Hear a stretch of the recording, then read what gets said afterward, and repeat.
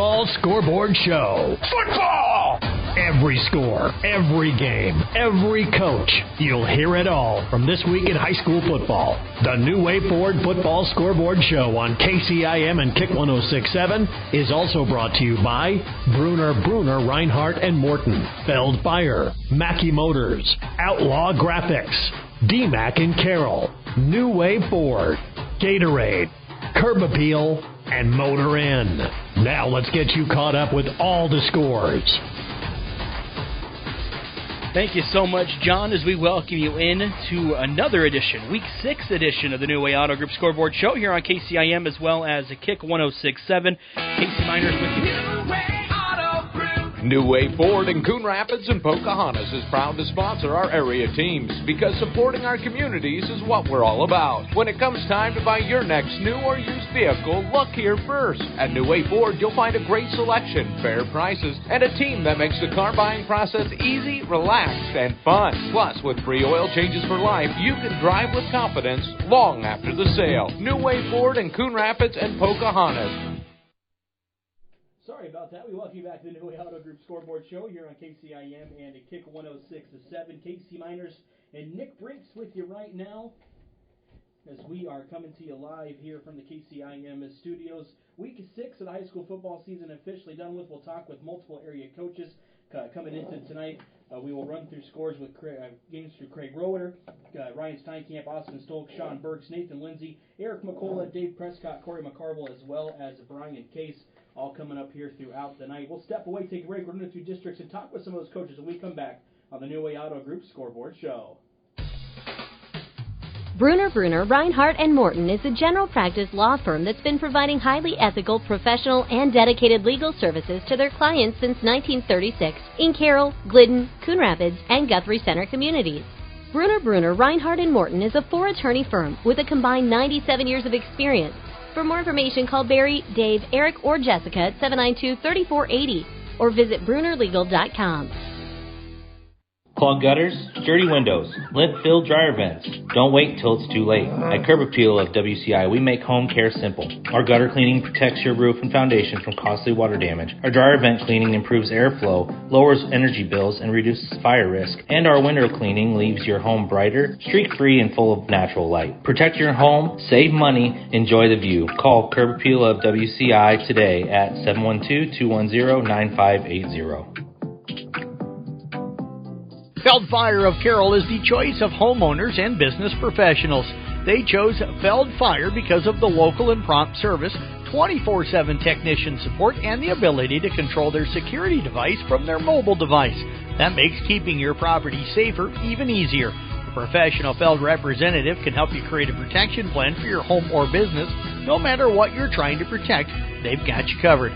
Feld Fire of Carroll, proud supporters of our area high school athletes.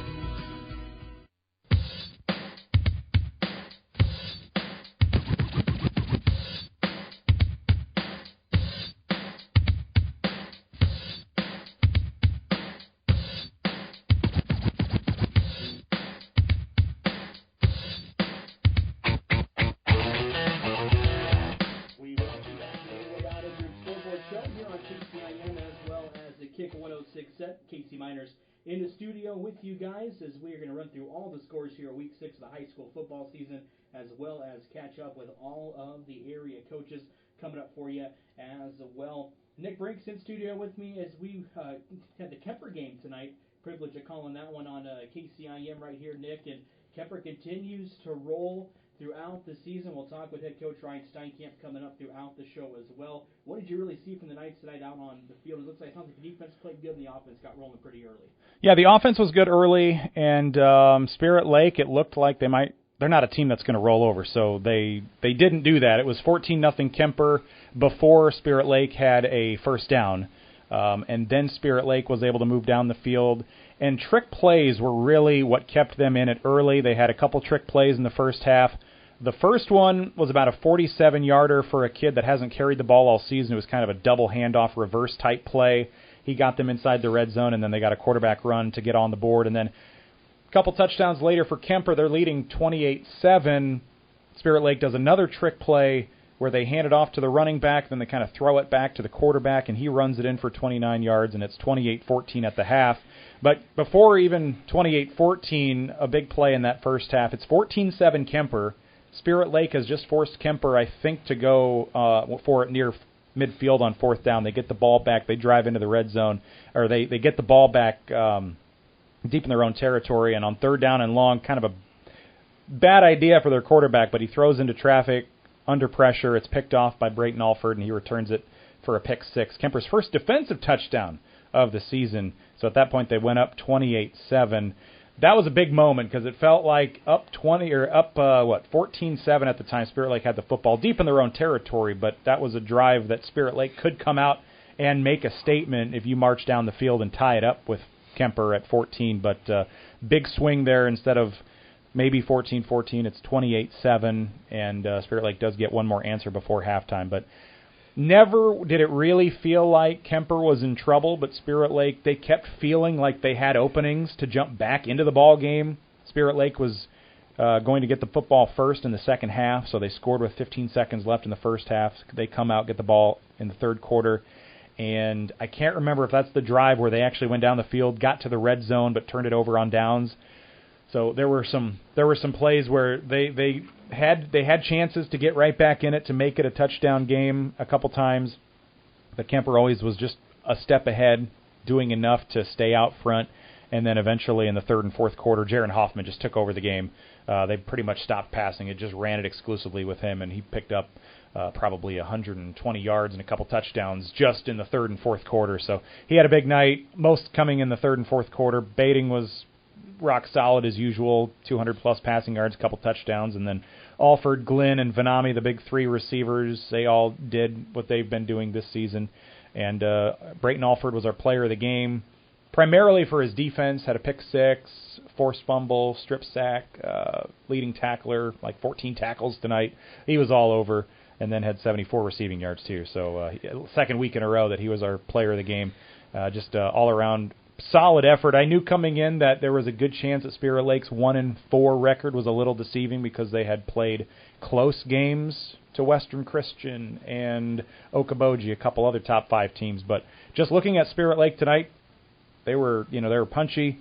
They stayed in it, and I think that maybe says a lot about how they played against Western Christian and Okoboji, and Kemper has continued to handle all of these teams. Like, It seems like Kemper is kind of up on their own little echelon up here. This was Kemper's closest game tonight so far this season. They won, and they won it by 20. I think the first game with Cherokee was technically 16. Yeah. But yes, district play and tonight was maybe the first night that they didn't dominate in the first half and like pretty much turn the lights out on the opponent. Or if they didn't do that in the first half, they did it in the second half. It was just kind of mostly slow and steady tonight, but they did enough, and Spirit Lake got one extra touchdown at the end to make it a 20-point game. We talked here tonight, while games were going on, and I told Craig, who is going to join us later, I said, you take away, I think really, Kemper's, the team that you saw against Cherokee Washington in the first half against Algona, and you took the team now, completely different team. They have come out and they have played complete football since that second half of that Algona game on. Yeah, and I've seen them now 4 times in their 6 weeks, and it seems like every week they're doing something where they're getting better, and Coach Steinkamp has to love that, where you see improvement on the field each week, and it's typically been defensively. Tonight, honestly, was maybe not a game that they took a step forward like we've been seeing, but I didn't think that Spirit Lake would be a rollover team. I thought I love their head coach. I used to interview him all the time when I worked up there. So I was happy to say hi to him before the game, but he's an excellent coach, and I know that even though they're down this year, they're not a team that's likely to get to a championship appearance this year, but they were down 3 starters on both sides of the ball just from Monday. Mm-hmm. Monday to now, they lost 3 starters, and so they had a lot of guys play that haven't really touched the ball all season, and they stayed in it. And Kemper had to work for every yard, every score tonight, and it never really felt like it was in doubt, but Spirit Lake was always just one step away from getting right back into it, and Kemper was able to keep them at bay. So that was good to see. Other scores from Class 2A District 2, we heard Kemper beat Spirit Lake tonight 41-21. It was OABCIG all over ELC 50-21. Knights will have ELC on the road next week, back at home against Okoboji the following week, the final week of the regular season. Okoboji won tonight in overtime over Southeast Valley 34-31. If you're Kemper, you got to like your chances going out the rest of the season, seeing how close Spirit Lake played Okoboji. Okoboji beat them by 7, and then Okoboji wins in overtime tonight, coming from behind to beat Southeast Valley. Okoboji was down 28-14 in that ball game, so you got to like your chances for Kemper going forward, but you can't slow down. You got to keep going. Yeah, that'll be a nice, I don't want to say a break, but ELC, they've struggled. Mm-hmm. It's been a down year for them. They have really struggled. That'll be hopefully a game that Kemper can go in and just make it look easy, but sometimes those are trap games. You're kind of, I know Coach Steinkamp, he'll be the last one to tell you that he's looking 2 weeks out. Yeah. He's always looking one game out. Yep. I don't think it'll be a trap game, but that would be a classic example of a trap game. You know you've got a district championship to win the following week, and you've got a team that hasn't won a game. I don't think they've won a game. I haven't looked. So I think they'll be prepared. They'll look to roll next week, and I think if they don't roll, they'll be disappointed. Mm-hmm. But going into that Okoboji game, again, they feel like they should be in a really good spot to win the district if they just keep doing what they're doing. Offensively, you don't really have any worries. They're checking all the boxes there, and the defense continues to play really, really well. And tonight it was just trick plays that Spirit Lake did that Coach Steinkamp, as we'll hear the interview in a little while, but he just said they outsmarted us on some of those, and so that made for some big plays for them, and both of their touchdowns came on those trick play drives. So I think if you take those out, Kemper's close to maybe a shutout, not quite, but yeah, they were pretty happy tonight. We'll run you through some other scores. We'll look at 8-man, District 9, Audubon all over Glidden Ralston tonight, 84-0. We'll hear from Coach Prescott and Coach Burks coming up later on tonight. Woodbine rolls by Coon Rapids Bayard, 70-6. We'll hear from Coach Lindsay coming up as well. Arweva gets a win at home, their final home game of the season. They beat Griswold 63-12, and then Exira Elkhorn Kimballton with a really big win over Cam that opens the door for Arweva's still playoff hopes. Exira Elkhorn Kimballton beats Cam 56-52. We'll talk with Rockets head coach Austin Stoke when we come back on the New Way Auto Group Scoreboard Show. Since 1968, Mackey Motors has been serving Lake City and the surrounding communities with new and certified pre-owned vehicles. Mackey Motors is a full-service dealership providing oil changes in our Quick Lube Express bays, a service department with world-class trained technicians, a body shop and collision center with the latest equipment, a full vehicle detailing department, or come talk with one of our highly knowledgeable sales staff. Recipient of the GM Mark of Excellence Award for 16 years running. Together, let's drive at Mackey Motors in Lake City. MackeyMotors.com. Welcome to the New Way Auto Group Scoreboard Show. With me on the phone right now is the victorious coach, Austin Stolt from the Arweva Rockets. The Rockets took care of Griswold tonight, 63-12. Congratulations, Coach, and tell us a little bit about it. Hey, yeah, thanks, Jim. It was nice to see our guys come out and get a response from our game last week. Last week we didn't necessarily feel like we were ready to play football in the first quarter, and that was my fault as a coach to not have the guys ready. And we came out this week and we delivered right away with a 50-yard rush touchdown from Wyatt Regaller on our first drive down the field. So we're able to put up 41 in the first, 48-0 in the halftime it was, and then our defense did their jobs as well, and we were able to force a lot of 3-and-outs and. Our detail was a lot better. Particularly, I thought we did a nice job in special teams. Wyatt had a couple punt returns for touchdowns, and a really big deal that gets overlooked is, for our kickoff unit, we got Devin Naylor that's kicking touchbacks almost every time. So little details like that are important, and it was nice to see that tonight from last week, and we need to keep going forward for the next 2 weeks. So being up 48-0 at halftime, and you said you had an opening drive that you went 50 yards and put it right in the barn. So of the other drives, did you do it through the air or on the ground or combination? Yeah, Jim, we only threw the ball, I think it was 5 times tonight. Grant Wilkins tonight was 4 for 5 for 82 yards and 1 touchdown. But But the reality of it is, we were able to run the football pretty well with multiple guys.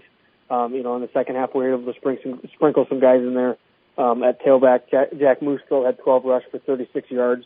Jose Arellano had 1 rush for a touchdown. So, we were able to get some guys some reps that don't typically get reps. And, we don't have enough guys to play a JV schedule, so it was nice to see some of our young guys get some more playing time, not just on special teams, but on offense and defense as well. Yeah, you talked about, getting some of those younger kids to play. Who are some of those younger kids then that really shined tonight? Yeah, I thought we got a lot of young guys that stepped up in the second half. Coulter Higgers, he played center for us, and he also did a really nice job at middle linebacker for us, flowing and making some good plays. Deegan Klink up front defensively on our defensive line, as well as Emmett Toft, did a nice job of getting some disruption for their quarterback. And then, Damon Thompson, he's a starter for us, but he stayed in for a little while, and we saw some nice strides from him at times tonight of doing his job, keeping contain on the outside. And same thing with Charlie Mooseville. He's a freshman for us on the other side too. So those are 3 of our 3 freshmen specifically that you could tell when some of them guys came in the football game right away in the third quarter there. We were a little bit timid with things. They were able to have a 38-yard rushing touchdown, and we had just some gaps that were a little bit too big. But after we explained to a couple guys things they did wrong, they were able to play a little bit more physical style football, and get a couple defensive stops and execute on offense as well. Yeah, you said something, you don't have enough to play JV. So, Friday nights are the nights that the kids get to shine. And with a game like tonight, when you score 63 and hold them to 12, they're going to get a chance to play quite a bit. So, that's good that they get to see that on Friday night when, everybody's there instead of, you're not going to have all your fans there if you had a JV game. So that's exactly right. And I think most importantly though to these guys is, what's great about our younger classmen is, everybody understands their role, and you're a freshman or sophomore, and you don't just, it's not given to you that you're going to get to play at varsity level football, but those guys, they understand what their role is, and they're very selfless in their act and how they go about things, and we got a lot of good kids in the freshman and sophomore class. Those guys, they were 100% weight room attendance the entire summer long, and preseason as well, everything in preseason. So, it's nice to see some of those guys like we've been talking, get some live reps and see them have some success both on offense and on defense. Well, that's good. We're going to talk here real quick. That moves you to 3-2 now, so you're right in the hunt for this with for a playoff spot. So you got to feel real happy about that, and so then I was going to go on now that you step out of district next week and you go to Newell Fonda. So, tell us a little bit if you know anything about Newell Fonda. Yeah, historically and kind of what I've seen a little bit on stats is they're going to air the football out a lot. I think last I saw they had a 1-point game with Remsen St. Mary's tonight. So, who we scrimmaged against and thought we kind of competed with as well. So it's going to be a tough matchup. As far as our pass coverage goes, we have to dial in a little bit more on our pass coverage this week. We've been working on it the last couple of weeks, and I think our guys have gotten a lot better in pass coverage and understanding certain situations, with down and distance and stuff. But it's the reality of it is, it's a non-district game, but it's a great opportunity for our guys to get to fine tune some things, and for us as a coaching staff to get some things figured out on who we need in and what situations and who's going to prove that they can play 4 quarters. And for the most part, we have some of that stuff dialed in, but there's always room for improvement from our guys and from us as a coaching staff as well. Well, I hope everybody's healthy because you want to stay healthy this time of year. So, right. Hey, have a good week of practice and good luck next week. Okay, Jim. Thanks a lot. All right, that's been Austin Stolt, the head man at the Arweeva Rockets. Thinking about your future? The DMAC Carroll campus is a smart choice.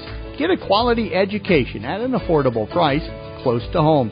Join student organizations, meet new friends, and get involved. You'll find supportive staff guiding you every step of the way and expert faculty ready to share their knowledge and real-world experience. Kickstart your education today at the Carroll DMAC campus. Call 712-792-1755. DMAC, life's calling.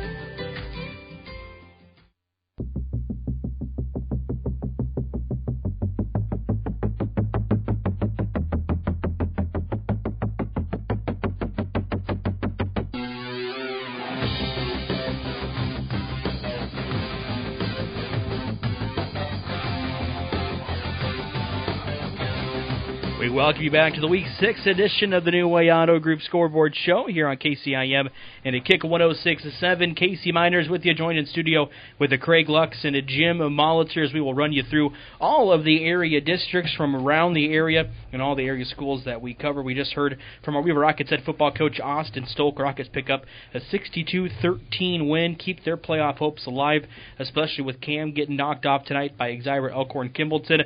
We'll run you through the area scores in Class 3A District 6. Carroll goes by Greene County. They go to 2-0 in district play. They win 35-0. Harlan gets by Creston 56-35 in a high-scoring ball game. Atlantic also moves to 2-0 in the district. They beat Perry 49-7.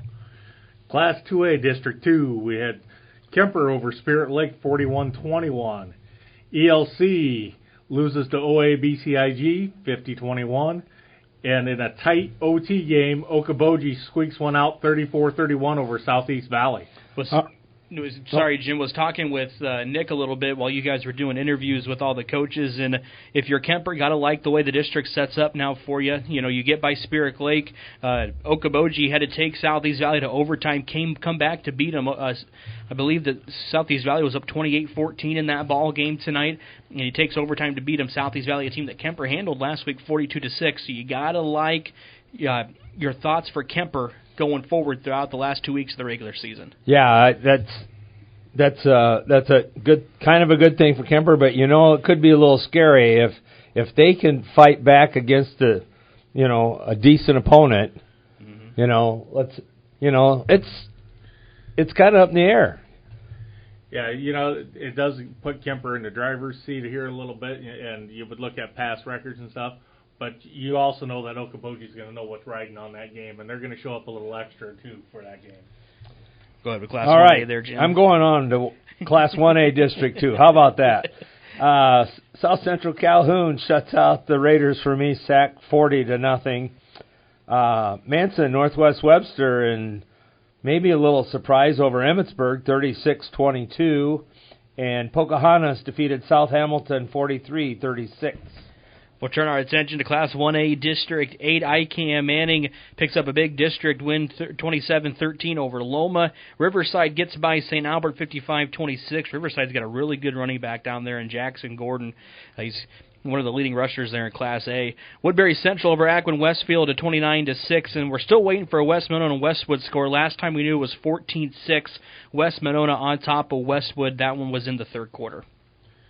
8-man District 9. A lot of local area teams in this district, and we'll start off with the Glidden-Ralston-Audubon game. Tonight, Audubon hands Glidden-Ralston lost 84-0.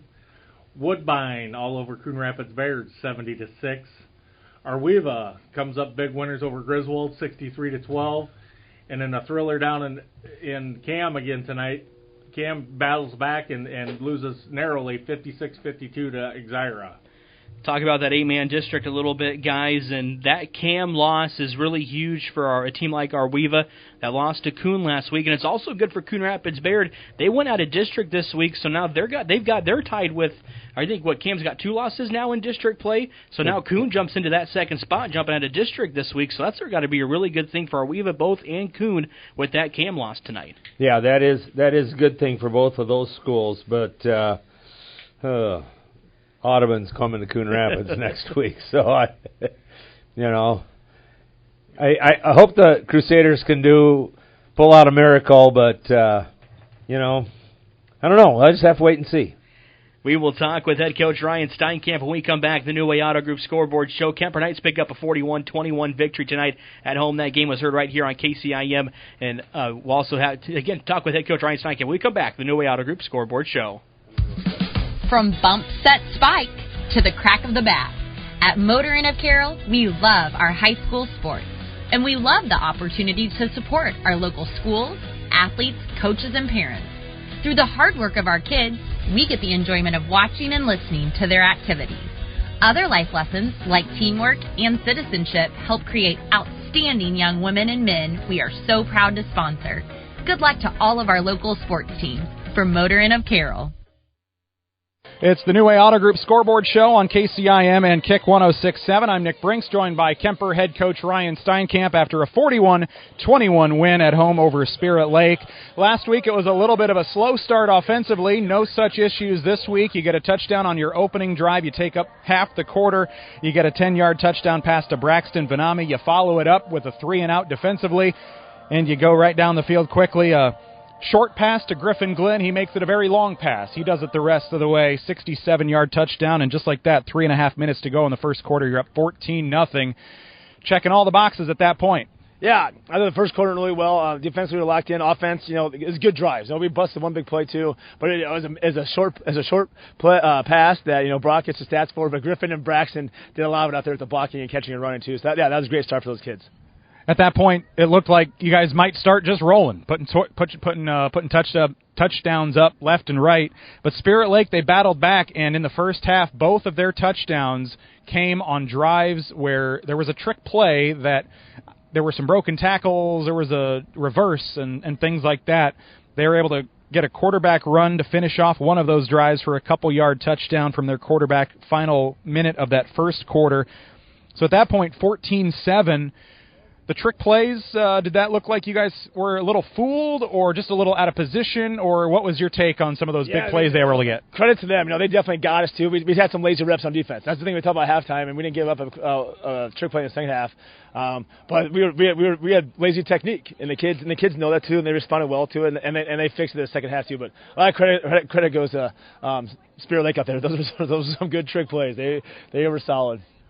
Big moment for you guys. They have 3rd down and long, and their quarterback's under pressure, throws across his body, and Brayton Alford is there. He's able to read it, intercepts the pass, breaks some tackles on his way to your guys' first defensive touchdown of the season, and it looked like that might be a play that sets you guys up to break away, but Spirit Lake, they stayed composed there, and they would get one more touchdown before halftime, too.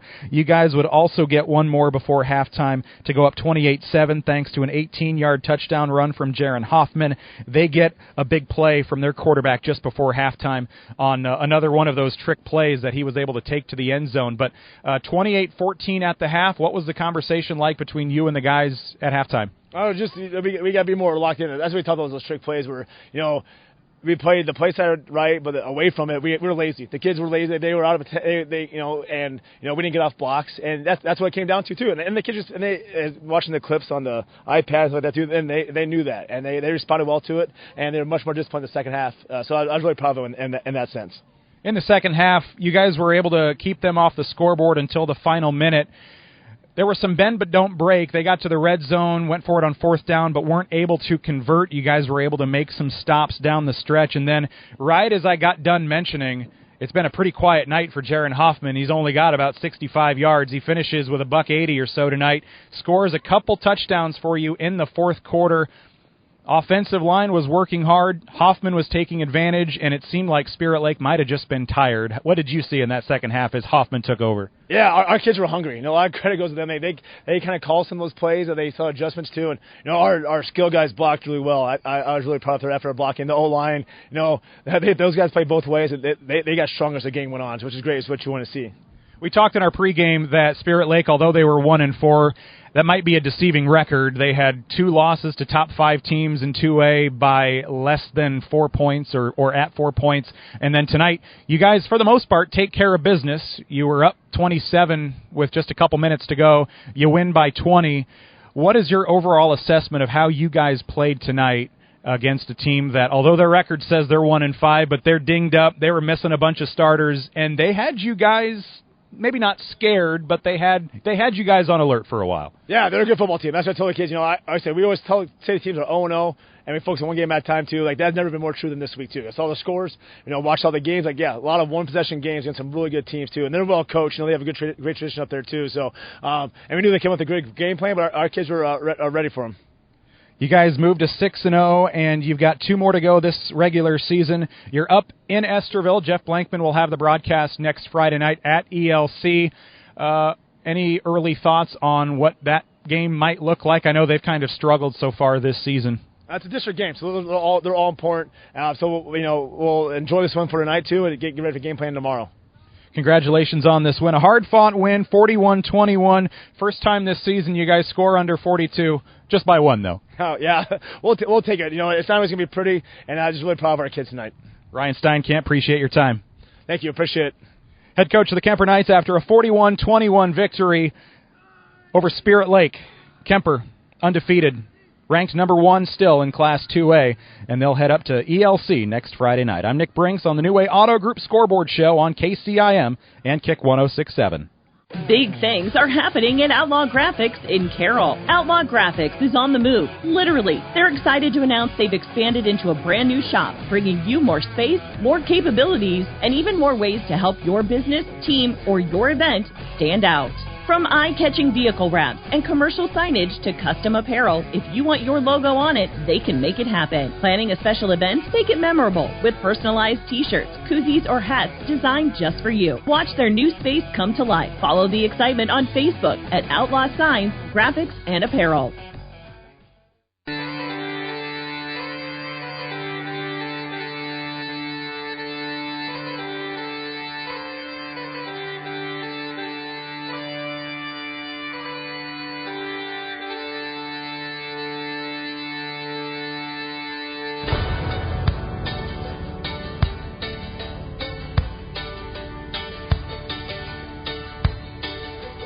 That was Kemper Knights head coach Ryan Steinkamp here on the New Way Auto Group, a Scoreboard Show. They pick up a big victory tonight, 41-21 over Spirit Lake. Knights continue to roll as they come in as the preseason. They were preseason one of the top favorites teams there in Class 2A, but right now number 1 in the latest Iowa High School Athletic Association's rankings. They continue to roll. Again, they moved to 6-0 and 3-0 into Class 2A District 2. 8-man District 9 tonight. We had a bunch of local teams in a matchup. Locally, Audubon gets by in Glidden Ralston 84-0. We'll talk with Wildcats head coach Dave Prescott when we come back on the New Way Auto Group Scoreboard Show. When athletes are at peak performance, they need electrolytes and carbs to keep them fueled and in the game. Athletes who give 100% know to reach for Gatorade from Pepsi Beverages of Carroll. From the pros to high school to weekend athletes, Gatorade keeps you hydrated and keeps you in the game. Reach for Gatorade, brought to you by Pepsi Beverages of Carroll. Welcome to the New Way Scoreboard Show. This is Craig Lux here with Glidden Ralston head coach Dave Prescott. Dave had a really good ball club down there in Audubon tonight. Talk to me. What did you kind of see out there tonight? Well, we came down here knowing that it was going to be a tall task to be in the ball game with these guys. They've kind of roughed up about everybody they've played. And, for the most part, we did come down. We did make some good plays. Our whole goal was to come down here and try and improve as a team and, see what we could do against a good team. It just seems like when you have those numbers and everything, the ball just kind of bounces your way anyways. But we just, went out and tried a couple different things and learned some stuff more about ourselves. So hopefully we will come out of this with the last 2 games as a better team and, move forward on to the next weekend. Hey, Coach, and you talked about these improvements. It's really tough against such a solid team all the way across the line with what he's got down there in Audubon. What improvements did you see, though? Well, we, learned some of the weaknesses of our ends and our lineups and some things like that. We tried to figure out that we could move people around a little bit, and that helped us to stop them. Defensive line, giving up 84 points, you don't think that is a good night. We did some really good things and stuff, and we just need to keep moving on. And offensively, we moved the ball a little bit. We hit some passes. We come out with some different things that we tried that we haven't been trying before. in practice, and it worked to some extent. So, all in all, I think, we can take away a few positives out of this, and that's what we got to do when you come into a game here. Right, Coach. And you talked, you had some injuries and stuff, so you probably had some guys playing around in probably some positions that they really weren't used to. Talk to us, did you see some things from that? Yeah, we kind of moved into a different defense because we just didn't have the guys to fit the type of style of defense that we play. So, we're hoping to get, one of them back next week, and we're kind of hoping that we can go and move along, with putting some other people into different spots. And it's just got to be player by committee here sometimes, but we just don't have very many committee members. That's always one of those challenges, especially in 8-man football. You're there because you don't probably have the depth that that a lot of schools have that luxury of, and so now you get to prepare for next week. You've got some guys that maybe can play in some spots that you didn't realize they were able to. Yeah. We're going to go up against Elkhorn Kimball. Sounds like they've been improving every week, and we're going to have to watch them on film and see who we got available, and hopefully we can see what we can do, to come out. We still have a shot, I would think, at being in the mix if we can pull out these last two games, and it's going to start next week against, Xira Elkhorn here. Well, Coach, I won't keep you too much longer here. Just wanted to tough loss again tonight to a very good Audubon team, and we'll wish you best of luck next week. Hey, thanks for calling. I appreciate you guys reporting on us all the time. You guys do a good job. Absolutely. Thank you very much, Coach. That was Coach Dave Prescott, and this is the New Way Scoreboard Show.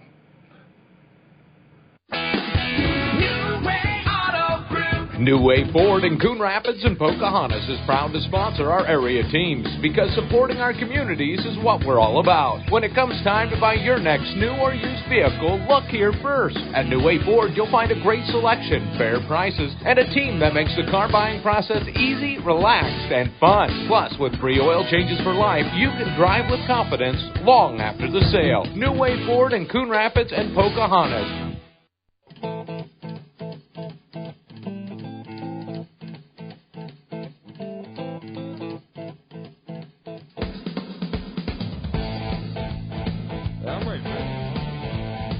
We welcome you back to the New Way Auto Group Scoreboard Show here on Kick 106.7 in a KCIM. Week 6 of the Iowa high school football season officially wrapped up, guys. Playoffs going to be here before we know it. We had some really good games in our districts this week. Kind of made that playoff picture a little more clear, potentially going throughout the rest of the weeks. We'll run you through the scores again. I'll start in Class 3A District 6. Carroll beats Greene County tonight to move to 2-0 in district play. They are on the season 3-3 now. Overall, they win 35-0 tonight. Harlan beats Creston 56-35. Atlanta gets by Perry 49-7. Class 2A District 2. Kemper kind of solidifies themselves in the driver's seat for the district with a 41-21 win over Spirit Lake. ELC drops one to OABCIG 50-21. And Okoboji over Southeast Valley in an overtime thriller 34-31. Class 1A District 2, it was South Central Calhoun shutting out East Sac 40-0. Pocahontas area gets by South Hamilton 43-36. And a good one in Emmetsburg was Manson Northwest Webster 36, Emmetsburg 22. In that Class 1A District 2 Manson Northwest Webster Emmetsburg game, Jim, we talked with head coach Brian Case last week. They lost to Emmetsburg. Manson Northwest Webster lost a lot of seniors from a team last year, but pick up a win. That's got to be really good for the Cougars going forward throughout the rest of the season, especially with Emmetsburg being ranked within the top 8, coming into that ball game.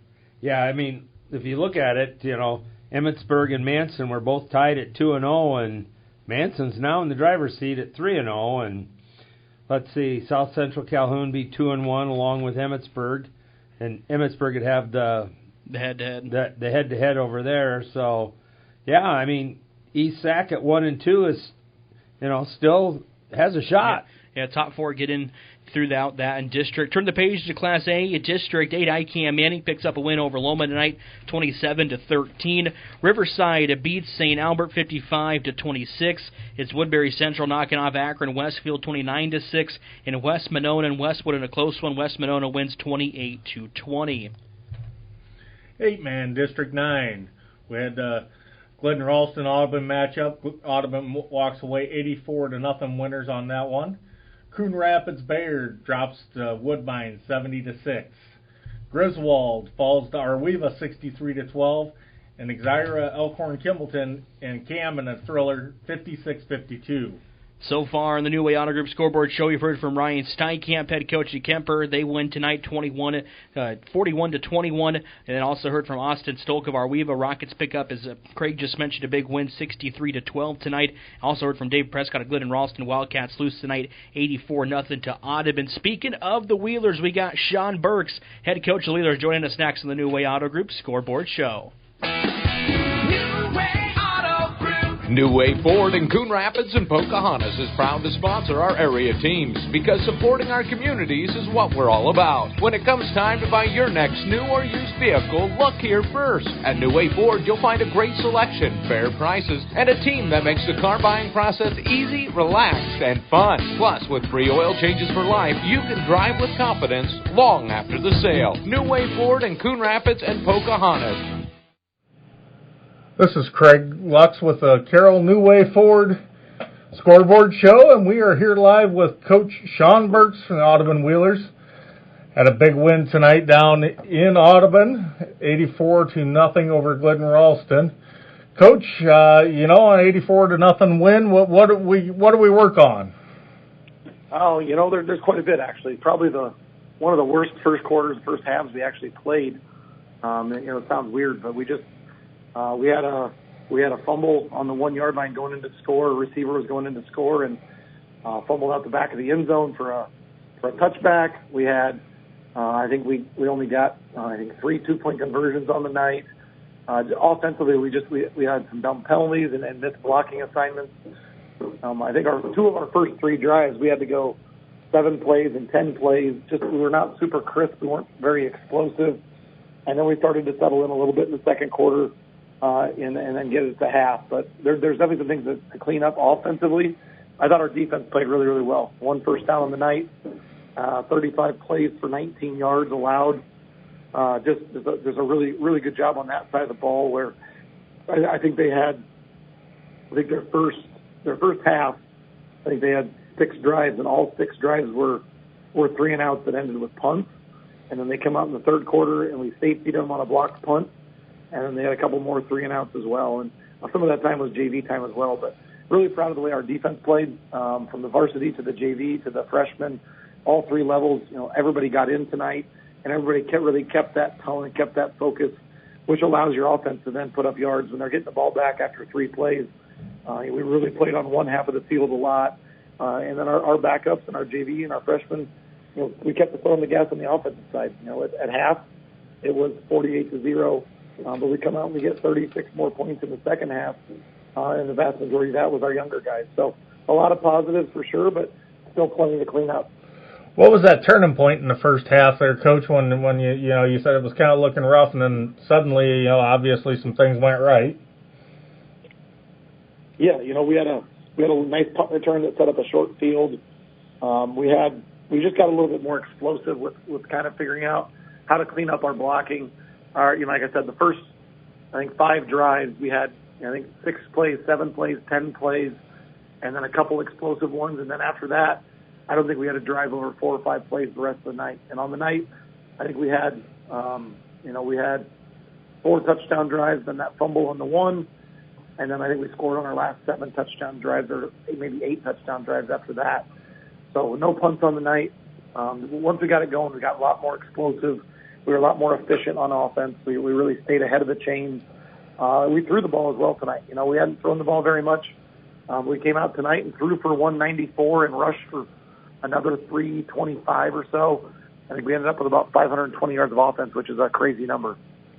Yeah, it's almost video game type stats when you start putting over 500 yards, and And suddenly, like you said, I think the last time I talked with you, it's just kind of all of a sudden the points are up on the board, and there's not really a whole lot of effort or anything in that, and you just happen to, it's just the way the ball's going to your direction. Yeah, I think that's credit to the kids for making sure that we, understand the game plan. Our defense was locked in from the get-go. We had some tells on what we thought they would do for certain formations and certain plays. Just really locked into what we were going to do, which, it allows our offense a little more cushion when they're getting the ball back that frequently on short fields. And even when we weren't executing well, it wasn't turnovers, it wasn't major penalties. They were still gaining yards at the time. When you're nitpicking over a 7-play 69-yard touchdown and a 10-play 67-yard touchdown drive compared to the 4-play 50-yard drives and the 2-play 45-yard drives, I know you're picking at it, but at the same time, we were talking with the people after the game, and they're like, that was one of your worst first quarters, worst first halves, and they were right, and that was kind of the tone at halftime. It was 48-0, but our offense really didn't play very well, and they knew that. And that's great that the kids are recognizing that and still putting out that effort even after those large leads start to occur. They realize that they've got to clean some things up, and they become that team that they are. Yeah, our kids are pretty laser focused, and they're pretty mature. So when things aren't going well, and there's maybe a lack of focus or a lack of effort, those guys know that and they respond to that. We can coach them hard. I will give a lot of credit to our kids because they know when we're getting after them that they earn that or deserve that, and they know it's not going to happen again. And they've done a good job of not allowing one mistake to be two or to start to pout or start to make excuses. They want to be coached hard because they have really high goals, and it makes it fun to coach those guys. Where we're coaching hard for 4 quarters, whether you're a varsity guy, a JV guy, a freshman, no matter the score on the scoreboard, and our bench guys are involved. When the JV guys were in, our varsity guys are out there helping out, coaching those guys, cheering them on, and vice versa. In the first half, when the varsity guys are going, the JV guys are doing a great job. So just a collective focus and collective energy out of our guys, so that. That has been really good. So tonight, when there was a little bit of some lapses there, I think they took that personal, and I really don't think we're going to see those things going forward just because I think tonight was a little bit of a wake-up call for that. Yeah, and that's always a nice thing. As you know, we're a little over the halfway point of the season. You guys are looking to be in the driver's seat here in this district, obviously. You don't want to have any letdowns and have any silly slips at this point, and just kind of control your own destiny into the playoffs. What do we got next week, Coach? We go to Coon Rapids Bayard for, so to speak, district title game at this point in time, it looks like.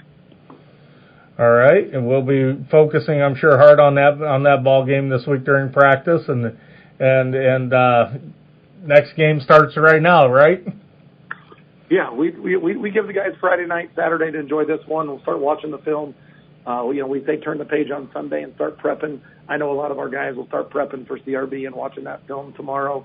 But we don't want to ever take winning for granted. Winning's not easy in our program.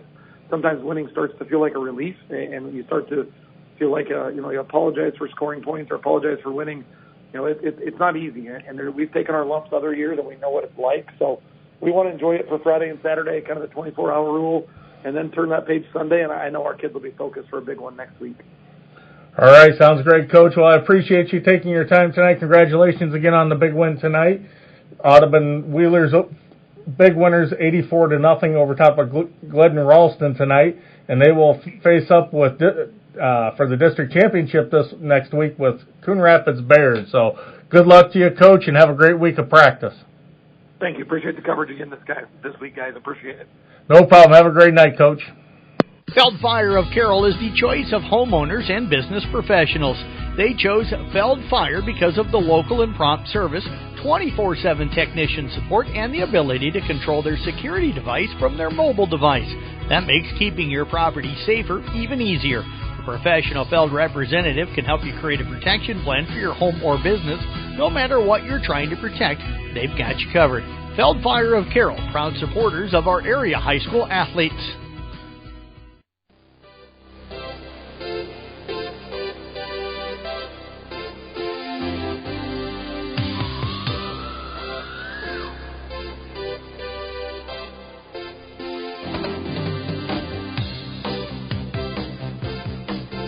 Week 6 of the Iowa High School football season officially wrapped up. Casey Miners with the New Way Auto Group Scoreboard Show, joined with Jim Molitor and Craig Lux here on KCIM and a kick of 106-7. South Central Calhoun picks up a big win tonight over rival East Sac County, 40-0. We had that game on a kick 106-7 tonight for you guys, and Brian Case is going to be one happy man following a win. We'll hear from him coming up in just a little bit.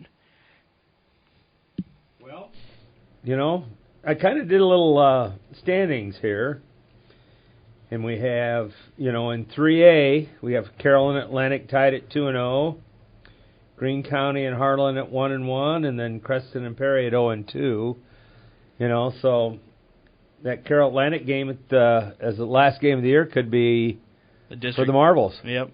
Yeah, and South Central Calhoun getting a win tonight helps them. They stay kind of in that playoff hunt. Again, top 4 in Class 1A will get in throughout the district. We'll talk with head coach Brian Case when we come back on the New Way Auto Group Scoreboard Show. Bruner, Reinhardt & Morton is a general practice law firm that's been providing highly ethical, professional, and dedicated legal services to their clients since 1936 in Carroll, Glidden, Coon Rapids, and Guthrie Center communities. Bruner, Reinhardt & Morton is a 4-attorney firm with a combined 97 years of experience. For more information, call Barry, Dave, Eric, or Jessica at 792-3480 or visit BrunerLegal.com. New Way Ford Scoreboard Show rolling on here again, 1380 AM, 95.1 FM KCM, and on that kick 106.7. Jeff Blackman joined by Brian Case, head football coach for the South Central Calhoun Titans. They pick up a 40-0 victory here tonight against East Sac County, keeping themselves right in the hunt for that district crown. Last I had heard, Manson Northwoods Webster was beating Emmetsburg, which is what you needed, and you just said they got the win. Yeah, we just heard that Manson won by 14, so you know, that's exactly what we needed. We needed some help from Manson in order to beat Emmetsburg, and they did their part tonight. We got the W tonight against East Sac County, so I mean that sets up a big showdown next week. And to be honest with you, if we win by 15 next week, then we're back in the driver's seat. We're back in the number 1 position within the district. So we've got a lot to play for here in the next couple of weeks. So that makes tonight's win even bigger, Coach. And I think you're happy, but there's some things early on, some penalties early in this game, and especially on one drive that you're going to want to clean up. Yeah, no question. Well, even to start the game, and we had a 15-yard unsportsmanlike conduct penalty on us because we started the game 7 minutes late. There were some things that we were doing pregame and so forth, and just ran extra time, and we knew we were going to get the penalty, and we got it. But credit our kids, and we still went down and we scored. We ended up with 13 points in the first quarter, but I think there was probably 7 penalties or so in the first quarter alone, and then I think there was 4 of them on one drive, and we just couldn't get on top of things. But again, credit our kids. Even though we had that adversity, even though we kept getting penalty after a penalty, we eventually went down and we ended up scoring on that particular series. After that, I thought our kids settled in, and we played pretty well from that point forward in the first quarter. In the second quarter, we only put up 1 score. But we weren't moving the ball very well towards the end of the quarter, throwing the ball, running the ball, anything. But you got to credit East Sac County where credit is due as well. They were doing some nice things defensively and just take some things away from us. Coach, did you say anything as a staff to those guys after all the penalties on the one driver? Did you just kind of anticipate that they'll clean it up themselves and play the way they're supposed to? That's the only thing we said during the game is just clean it up. Right. We just got to clean it up. I mean, just get focused. Our word of the week was to respond, and we did that. We just had to keep on responding to the adversity that we kept, kicking. We shot ourselves in the foot a number of times, so we had to keep on responding to that, and we did that. Coach, I was amazed at how well you guys dominated the line of scrimmage on both sides of the ball. We'll start defensively tonight. Eric said tonight it's the only game that we've not been able to run the football, and you just didn't allow them to get started. So many times you were getting penetration and contact in the backfield. I will tell you this, that this week in practice was the first time that we actually saw the kids taking a step forward as far as penetrating and actually doing what we wanted to do defensively and making the offense react to what we wanted them to do. And in the past, that's what we've been known for. We've been able to play that stout defense, and tonight we took a step forward that way. I thought that we kind of set the wall and so forth up front. They weren't able to run the football real well, and even interception. I think we had 3 interceptions tonight as well, so we had kids in position. So I mean, defensively, I thought that we really took a step forward. Offensively, different story. I thought there were times that we ran the ball really well. I thought there were times that we threw the ball very well, but there were a lot of times that we just were not consistent. So we got to work on being more consistent on the offensive side of it, and we can do that. I think that we can take another step forward with this team. I mean, I don't know where the where the ending point is for these guys, because they just keep taking a step forward, and as long as they keep doing that and they keep on working on the little things, they keep being aggressive, I mean, there's just no telling how far this team could go. You look like you got a lot of different guys that can run the football. You were bringing in Timmerman and some guys that didn't start and still having some success. So you got a lot of guys that are capable of toting the ball for you. Well, Jeff, we brought Hayden Stickrod back last week. So when you bring him back, and he was a starter for us, he was a 2-year starter for us. So we were missing him for the first 5 weeks, but all of a sudden those other guys are getting those reps. So when you bring Hayden back, now you've got that 3-way rotation, and Cooper's actually running the ball a lot better as well. He's starting to run behind his pads rather than under his pads. He's starting to guide his fakes better. So we're a work in progress, but we're getting there. Up 19-0 at half. I got to say that I felt like it could have been more, but you were probably comfortable being up 19, but disappointed that it wasn't more. No question. Like I said, I mean, there was just times that we were just sputtering. But we were running the ball well early, and then in the second quarter, it just seemed like we couldn't get anything going. It was like there was a couple of 3-and-outs in there, and we had to punt the ball a couple of times that way, especially towards the end of the quarter. But yeah, you're right. I mean, I think that we could have probably had more than what we did. But, yeah, we held them out of the end zone. We were able to actually finish the half and not give up a quick score right before the half. And we had done that 2 games prior to this. So that was a step in the right direction. Then we came out in the third quarter, and I think it was, 3 or 4 plays, and we were in the end zone again. So credit our kids. I mean, I think we put up 21 points in the third quarter alone. So we came out of the halftime and we did what we needed to do. I thought Cade Higgins threw some really nice balls. There was one that he dropped in kind of right down below where we were broadcasting, I think to Garrett Krause, and that was a perfectly thrown ball. It's coming. You know, he's a sophomore, and again, I mean, he's been adjusting to the speed. He's been adjusting to just like the pre-reads and so forth. And he's starting to see what we see as a coaching staff as far as like the daylight, the green pasture and so forth, and just throwing kids open. If you throw it to an open spot where only our kids can get it, I mean, good things are going to happen. And I thought he started doing that tonight. We had a first down here. I think that one of our receivers dropped it, but it was a beautiful ball again. But Cade, I mean, he can throw the football. There's no question about that. Yes, we want to put a little size on him. Yes, we want him to get a little bit faster and so forth and stronger. But as a sophomore, he's doing a really nice job of running the show right now. 2 late interceptions there in the first half by your defense kind of kept them out of the end zone. Almost took the one there on the final play of the half back for a touchdown and got tackled right over on the sidelines in front of you, but had to be happy with the way the defense played tonight overall and getting those turnovers and the block punt as well in special teams. No question. I mean that's 5. Right? And we haven't done that for a long time. So again, if our kids can stay on the aggressive side of it and make offenses react to what we're trying to do, I think good things can happen for us. Manson, Northwest Webster next week. I know you go one game at a time, but you coaches all know everybody in your districts, and you know them well, especially a team that's in your conference and this close. So you know what they're about. Yeah, and you know it's going to be a tough ball game, and obviously they're going to be riding a high after beating Emmitsburg. They're sitting in the driver's seat right now, and they know that if they beat us, then they're probably going to be the number 1 seed. And then, you know, look at us. I mean, we ended up getting beat by Emmitsburg, so that could push us to a number 3, even if we win out. So we've got a lot to play for, and we're going to go up there, and hopefully we'll play excited football. Hopefully we'll play responsibility football, and hopefully we can shock those guys and come away with a victory. Come out of this as healthy as you can through 6 weeks? Yeah, I mean, we're doing okay right now, knock on wood, but, you know, you have your normal bumps and bruises and so forth, but right now I think we're pretty healthy. Well, Coach, appreciate you joining us here on Senior Night. Congrats on the 40-0 win. Appreciate your time. Thanks, Jeff. You bet. Head Coach Brian Case again with the South Central Calhoun Titans. Again, they beat East Sac County on Senior Night. The final again, 40-0.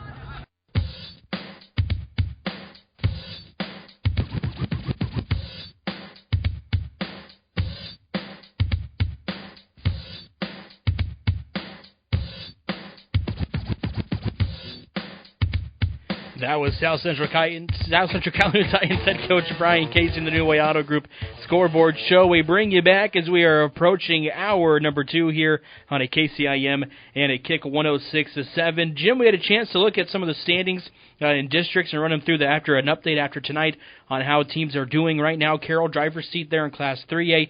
Kemper looking like they've got a clear path for the number 1 seed in their district, and we've got a bunch of other standing updates throughout it as well.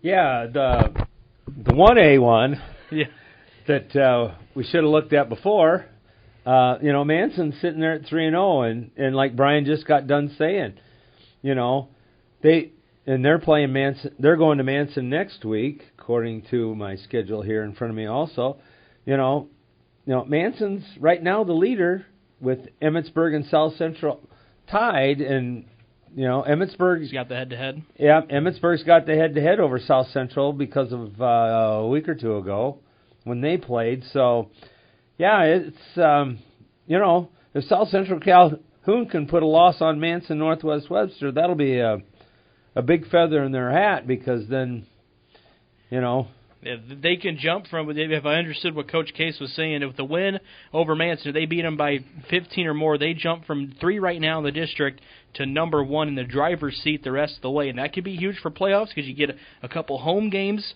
in that factor. But then if they lose, you're sitting at 3rd, and it's going to be hard to catch ground because the 2 teams ahead of you already beat you. Exactly. It's like they say, just win, baby. And so that's what you need to do is to take care of business. We will step away, take a break. We'll be back with hour number 2 of the New Way Auto Group Scoreboard Show. When you need to know, KCIM is the place to listen on 1380 AM and 95.1 FM. This is KCIM Carroll. Fast and fearless, baby. Here we go. C2, flood right close. Press 34 duo. That's flood on. This is the New Way Forward Football Scoreboard Show. Football! Every score, every game, every coach. You'll hear it all from this week in high school football. The New Way Forward Football Scoreboard Show on KCIM and Kick 106.7 is also brought to you by Bruner, Reinhardt, and Morton, Feld Fire, Mackey Motors, Outlaw Graphics, DMAC and Carroll, New Way Forward, Gatorade, Curb Appeal, and Motor Inn. Now let's get you caught up with all the scores. We welcome you back to the New Way Auto Group Scoreboard Show here on KCIM and at Kick 106.7. Casey Miners, Craig Lux, Jim Molitor in the studio with you guys. We've heard so far from Ryan Steinkamp of Kemper, Austin Stolk of Arweva, Sean Burks of Audubon, Dave Prescott of Glidden Ralston, and Brian Case of South Central Calhoun. And guys, it's been a big week so far. We found out some more about district standings like you do every week, but hard to believe we're through week 6 already of the high school football season. Yeah, absolutely. There's a lot of football has been played already. A lot of districts are really starting to take some shape. There's a lot of wide open races yet in some of these districts. You look at the Class 1A District 2 that Jim was just talking about. There's a lot of potential for some big jumps there and some moves around. And the 8-man District 9 outside of Audubon, it's really a shootout down there. Everybody's just about got a tied record down there. Taking a look at some of the scores from around the area districts. Class 3A District 6, Carroll gets by Greene County 35-0. We'll hear from Craig Roeder, the Carroll Tigers, coming up in just a little bit. Harlan beats Creston 56-35, and Atlantic knocks off Perry 49-7. Class 2A District 2, we have Spirit Lake dropping to Kemper 21-41. ELC gets beat by OABCIG 50-21. And Okoboji and Southeast Valley again in that overtime thriller. Okoboji walks away 34-31 victors. Class 1A District 2, South Central Calhoun shuts out East Sac 40-0. Pocahontas area by a touchdown over South Hamilton 43-36. And in a good game in Emmitsburg tonight, Manson takes care of knocking off the home team, beating Emmitsburg again 36-22. Turn the page to Class A, District 8. ICAM Manning with a big win on the road over Loma 27-13. Riverside beats St. Albert 55-26. It's West Monona over Westwood 28-20. And then Woodbury Central gets by Akron Westfield 29-6. 8-man District 9. We had Audubon kind of assuring themselves a driver's seat with an 84-0 win over Glidden Ralston. Woodbine comes back, knocks off Coon Rapids Bears 70-6. Arweva, big victors over Griswold 63-12. And Caminita and Exira, Elkhorn Kimballton in a thriller 56-52. Exira walks away with the win. Cam trying to come back late in that one, but Exira picks up the win We'll talk with head coach Craig Roeder coming up in just a little bit. We'll take a look at the Class 3A District 6 standings after tonight. Carroll and Atlantic both sitting at 2-0 in the district. Carroll 3-3 overall. Atlantic sitting at 4-2 overall. And they're followed by Harlan, who has got a win over Creston tonight, and then Perry and Creston both sitting without a win so far here in the district. And Jim and Craig, it's going to be a great game. Carroll potentially has Atlantic coming up the final week of the season, and that could be a district championship game at home for the Tigers in a big matchup. Could very well be. We don't know. Carroll's already played Harlan, so what they have left is Creston, Perry, and then Atlantic. I'm not exactly sure where Atlantic and Harlan is without looking it up, and before the next during our next one, I'll have that, so we'll know. So, yeah, it's going to be interesting to see what happens. We will talk with head coach Craig Roeder of the Carroll Tigers when we come back here on the New Way Auto Group Scoreboard Show. Tigers pick up a 35-0 win on the road at Greene County. New Way Ford in Coon Rapids and Pocahontas is proud to sponsor our area teams because supporting our communities is what we're all about. When it comes time to buy your next new or used vehicle, look here first. At New Way Ford, you'll find a great selection, fair prices, and a team that makes the car buying process easy, relaxed, and fun. Plus, with free oil changes for life, you can drive with confidence long after the sale. New Way Ford in Coon Rapids and Pocahontas. Mason Nealon, joined here by Craig Roeder in the New Way Auto Group Scoreboard Show. You guys tonight pick up an impressive win, 35-0. What I had thought was kind of the key to your guys' game started on the defensive end with the defensive line. Talk to me about that defensive line tonight. Yeah, our defense was pretty much lights out all night, and it started up front. We were pretty confident on tape, that they hadn't probably seen a defensive line like ours at this point, and Ty Mulbauer and Kieran Polking on the ends were just, making. They had nice contain. They were getting pressure and also keeping the quarterback in the pocket. But then Gavin Holt and Miles Pudens just wreaked havoc up the middle, and just, between the chaos they had and Michael and Quentin stayed home at the linebacker spot, and they just cleaned up everything that was left. So those front six pretty much put on a clinic tonight. For you guys offensively, I had called it probably the best quarterback game out of Camden King so far in his young varsity career. You start off the game, and if you guys were looking at it, not many people thought you were going to go to the air early, but 2 of your 4 touchdowns in the first half come from the air. Were you impressed with what Camden King was able to do offensively tonight? Yeah, he's coming. Like I said, a year ago, he was too good of an athlete to just keep on the sideline. So he played some tight end, played some B-back, played some F-back, played a little bit of everything. Week 1 this year was his first varsity start at quarterback, and again, not to beat a dead horse, but looking at that non-district schedule, to breaking a new quarterback against that, he's grown. I thought last week, he took a big step, and then tonight, obviously, they were geared up to stop the run, which they should have been. If you watch us on tape, it doesn't take a rocket scientist to figure out you better, be ready to stop the run. But our guys, all of us, we ran some really nice routes. There's still some stuff to clean up in the past game, but, Chase Shable and Lincoln Burke ran some really good routes. We didn't even get to, Matt Collison. Again, he's a dangerous guy out there, and I don't even think we got to him. But so a lot of good things out of the passing game tonight.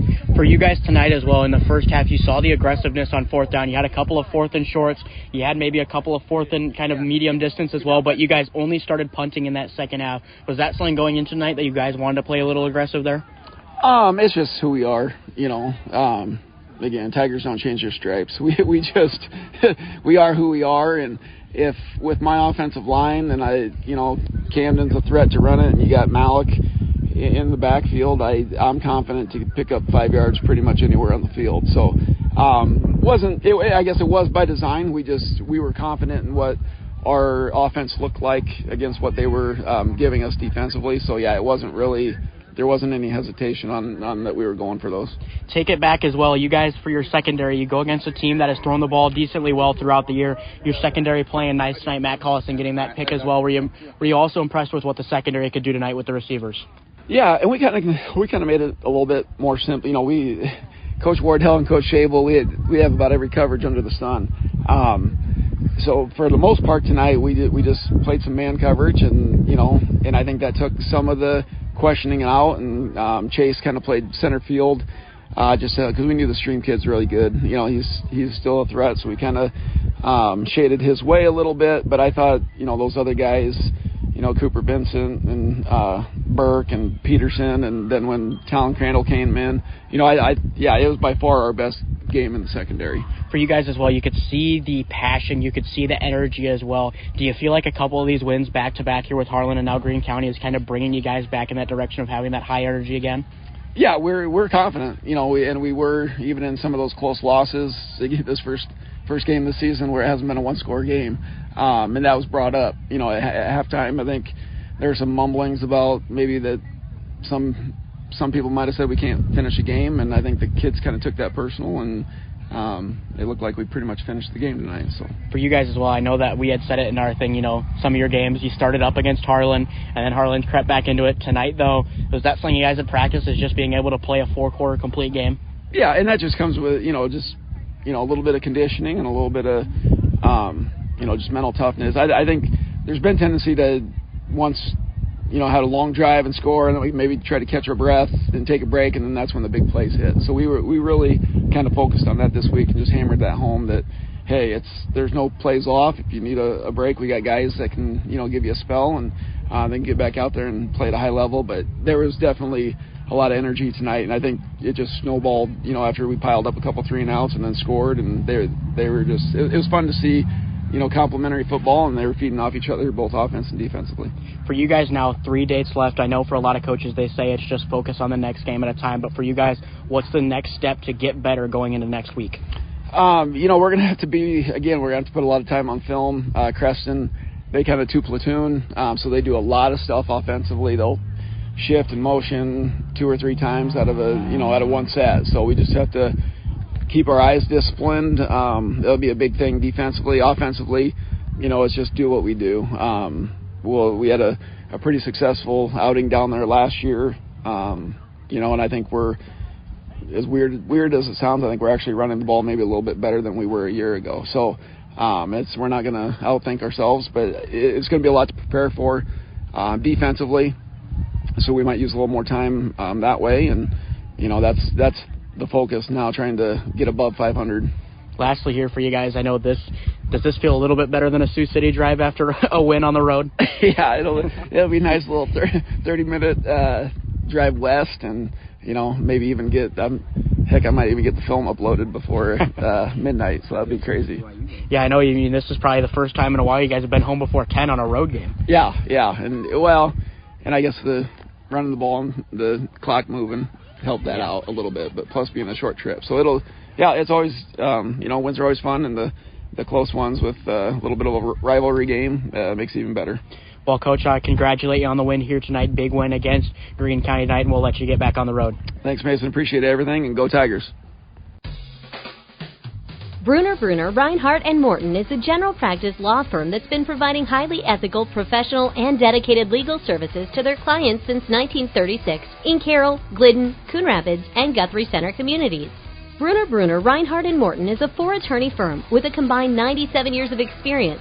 For more information, call Barry, Dave, Eric, or Jessica at 792-3480 or visit brunerlegal.com.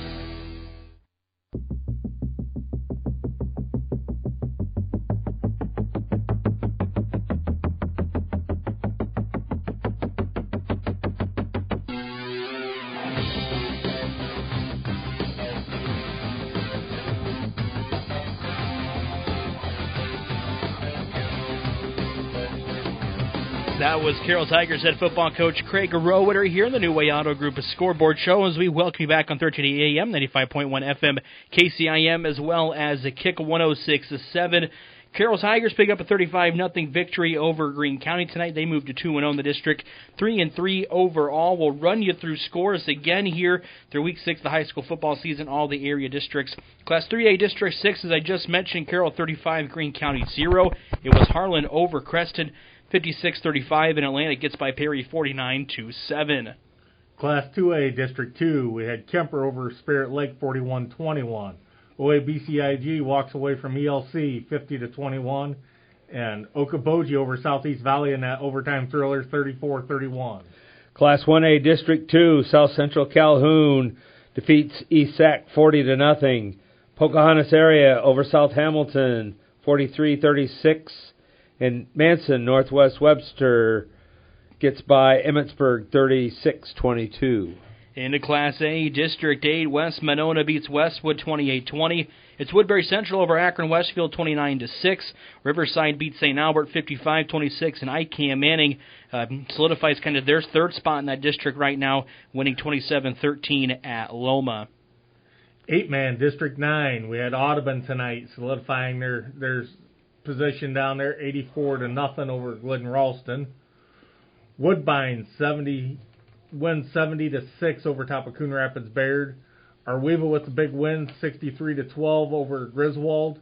And Exira Elkhorn Kimballton sneaks away from Cam, 56-52. Audubon winning over Glidden Ralston, as Craig just mentioned tonight, 80-0, and then Woodbine beating Coon 70-6. Two local teams that ran into two really, really good football teams. We heard from Sean Burks and Dave Prescott already. We'll talk with head coach Nathan Lindsay coming up at Coon Rapids, but they ran into a really good Woodbine team tonight. Yeah, he was very complimentary to the Woodbine bunch for being a good, big physical football team, and I'm sure they had, and he told me they had more players. They were better, just plain and simple. But you know what? He said the kids fought hard, and he said they'll come back and they'll play hard again this week with hosting Audubon. So they're going to get two buzzsaws in a row. But you know what? This makes them even better when playoff time comes around. Exactly. We'll talk with head coach Nathan Lindsay when we come back in the New Way Auto Group Scoreboard Show.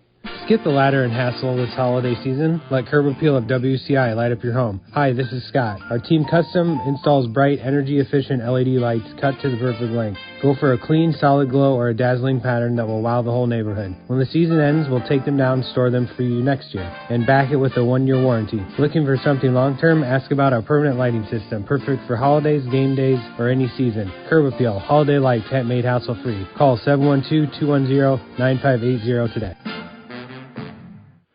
Welcome to the New Way Auto Group Scoreboard Show. With me on the phone right now is the head man of the Coon Rapids Bayard Crusaders, Nathan Lindsay. And Nathan, it was a little tough one, but you ran into a pretty good team tonight. Yeah, we ran into a buzzsaw. I mean, Woodbine is all that. They are 100% the real deal, and I wish them nothing but the best of luck the rest of the season, and honestly hope they go win the whole darn thing, because they have every key piece that you need to go do that. So I hope they have a great season ahead of them. Okay. So what were some of the bright spots for your team tonight? The one bright spot was our passing game our passing game got going a little bit tonight. With as well as we've been running the ball this whole season, I was waiting for teams to, start making us throw the ball, because we have plenty of playmakers on the outside, and what happened? I mean, we threw for over 100 yards, and I honestly don't know if we have done that this season, and if we haven't, it's been a while. But, Tucker Lewis had a great night, because Caden's nursing an injury a little bit, but he had a good night for being pretty much thrown to the wolves. And then Gavin Heiderscheid at a receiver had 100 yards, over 100 yard receiving. So, I mean, he played well. Caleb Hoffman was another receiver that played well for us. So, those three offensively did well for us. Defensive side, any standout players tonight? A couple. Like Gavin played well defensively. Andrew McAllister did. Caleb did again defensively. Just that sort of thing.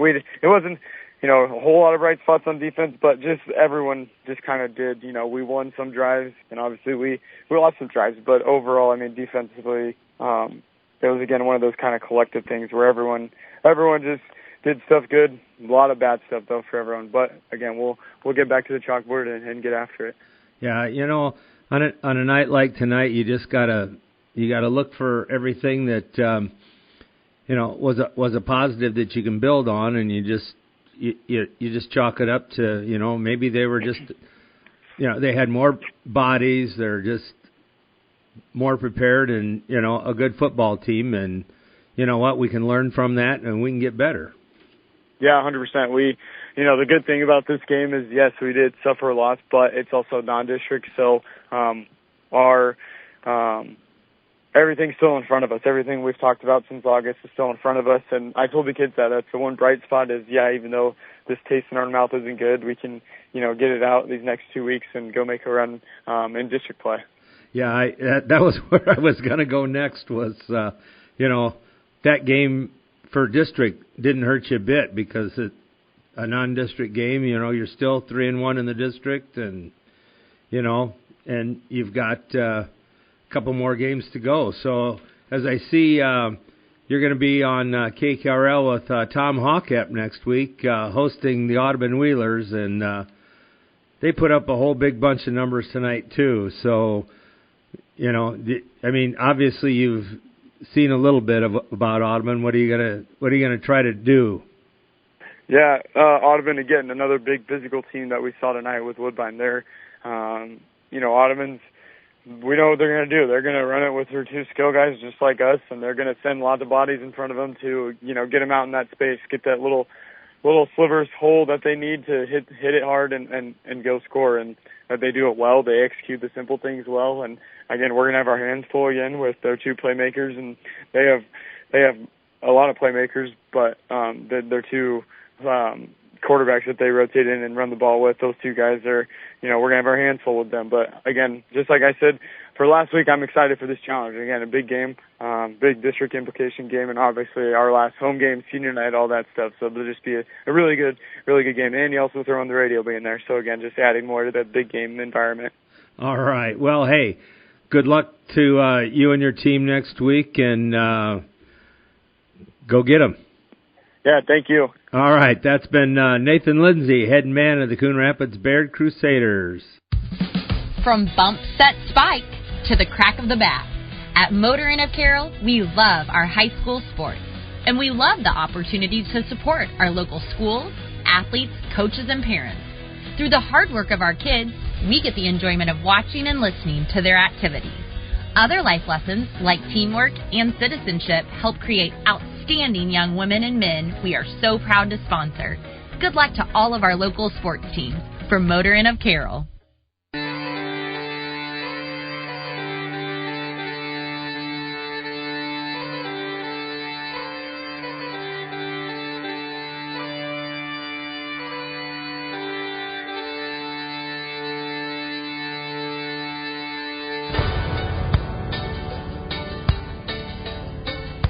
We just heard from Nathan Lindsay of the Coon Rapids Bayard Crusaders here on the New Way Auto Group Scoreboard Show. Casey Miners with you here in his studio. We got a couple more interviews yet to play tonight. Eric McCullough of East Sac we'll hear from, as well as Corey McCarville of ICAM Manning coming up as well. We ran through all of the area district scores. We'll talk about district standings coming up, rounding out about the last half hour or so of the show for you tonight. As I mentioned, we'll talk with Eric McCullough when we come back to the New Way Auto Group Scoreboard Show.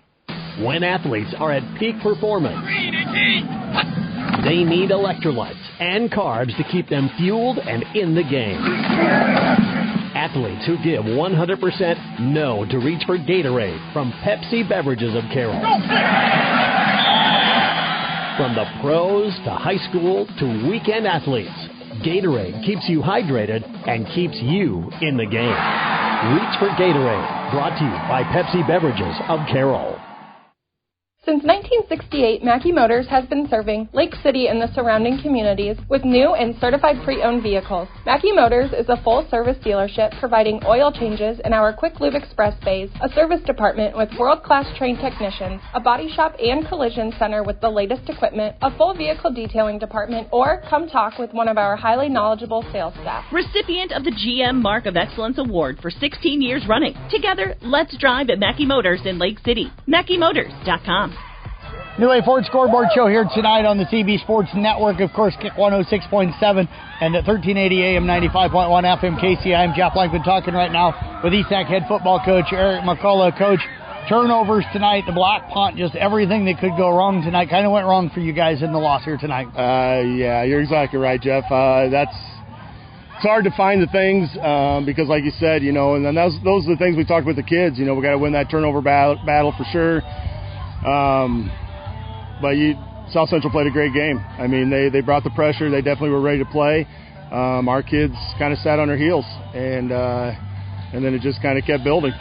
Were you surprised at all at how aggressive they were up front, especially defensively tonight? No, we'd seen that on film. I mean, we knew they were going to try and blitz off the edge and be strong up front. And we try to tell our kids and try to put them in different situations that we could do that. And we just didn't match it, and we just kind of taking it, and that's probably the first game that we have not been able to run the ball. Right. I mean, we haven't been able to run the ball at all, and you look over our whole season, we're able to run the ball, and that's kind of what we kind of hang our hat on a little bit and then be able to throw it. So we definitely got a lot to work on this next week. Did look like maybe the short, quick pass game was a little bit effective for you tonight. Is that something you saw and that you liked? Yeah, we knew if they were going to bring pressure and they're going to sit in there too high, it would be tough to throw it deep. And during the game when we were struggling up front with 5 guys to block their 3 and putting pressure on our quarterback, we knew we weren't going to be able to throw a lot of long stuff. So we had to try and attack that short stuff, and that's the thing about the short stuff. You have to be able to throw it and catch it. I mean, it's you got to be consistent with it, and we weren't consistent there either. They jumped up 19-0 on their first 3 possessions. You shut them out the rest of the first half, down 19-0 at half. What started to go right there defensively for you guys in that second quarter? I think in that second quarter we did maybe get a little bit more fire, try and play physical. I mean, we kind of changed our defense a little bit on the fly, see if our kids could do it. We put another guy in the box, and just got lucky, I think, and finally made some tackles. I mean, you think about that first quarter. Those are things we talked about from week 1. We had really poor tackling. We get out in the open field and diving and just missing those and giving big runs, and we talk about that. You get against good teams, you're going to give up a few yards here and there. You just can't give up the big stuff, and we gave up the big stuff tonight. What was the message to the guys at half? We just kind of got after them, pushed them a little bit, tried to challenge them a little bit. That when you're sitting back and somebody's swinging, you got to attack. You can't sit back and take it. You got to be able to put that foot forward and stop the bleeding. And I thought we kind of had a plan coming out, and we kick off, and then they just went right down and scored. So then I think it just kind of took all the air out of our whole self, our whole team, and we just kind of struggled there till the end and just try to survive. Yeah, Seth Donaldson made a really nice play on the first play of the second half. And then absolutely, Hayden Stickrod then breaks that one that you could kind of maybe see the momentum kind of sucked out of you guys, because I thought you came out on that first play with a different energy. Yeah, absolutely. The first play made a great play, but then the second play, I don't know what he run, 64, yeah. I mean, so that's great. I mean, we had the one play, but we got to be consistent with it. And that's what we talked about with the kids is, every play is you're starting again. So we just got to come back and of course this next week with homecoming, see if we can get focused and locked in for Pocahontas at home. And you guys do have Pokey, and as I mentioned in the postgame tonight, this season long from over. You're still sitting at 1-2 in the district. You got a chance, to get a win or two here and maybe get yourself into the postseason. Jeff, I think that's what we want to tell the kids, but we got to change what we're doing. We can't come out like we did tonight and have an opportunity. We got to improve. We've got to do better up front. Where our guys play a little more physical up front. We got to be able to drive our feet. We got to catch the ball when it's thrown to us. I mean, there's just a lot of things that we need to do better than we did tonight. Coach, what's going to be the biggest focus next week in practice, especially with homecoming going on? That's this weekend. We'll come back and take a look at Pocahontas. I just really try to just focus on whatever team we were this week. So, but of course in the past, Pokey's been more of a spread type. They're going to be young, but they played really well too. I mean, they played Emmitsburg to 7. I think they lost to Manson 21-0 or something like that. So, defensively it looks like they're playing real well. So we're going to have to really work on some things and just worry more about our team and getting better there. Well, Coach, we appreciate the time here tonight. Best of luck and good luck next week. We appreciate it. Thanks, Jeff. You bet. Head coach Eric McCullough again with the ESAC Raiders. Again, they fall tonight to South Central Calhoun by a final of 40-0. When athletes are at peak performance, they need electrolytes and carbs to keep them fueled and in the game. At athletes who give 100% know to reach for Gatorade from Pepsi Beverages of Carroll. From the pros to high school to weekend athletes, Gatorade keeps you hydrated and keeps you in the game. Reach for Gatorade, brought to you by Pepsi Beverages of Carroll.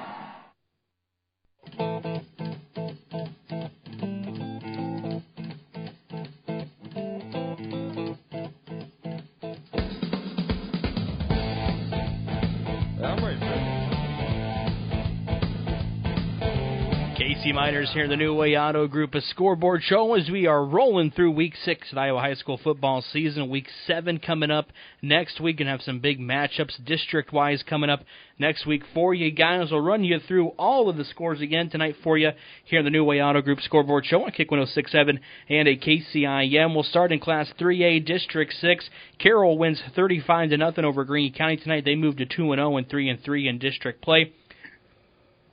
Harlan gets by Creston 56-35, and then Atlantic all over Perry 49-7. Class 2A District 2, we had Kemper rolling over Spirit Lake 41-21. OABCIG walks out big winners against ELC 50-21. And Okoboji in that thriller against Southeast Valley in the overtime win 34-31. All right, Class 1A District 2, South Central Calhoun defeats East Sac 40-0.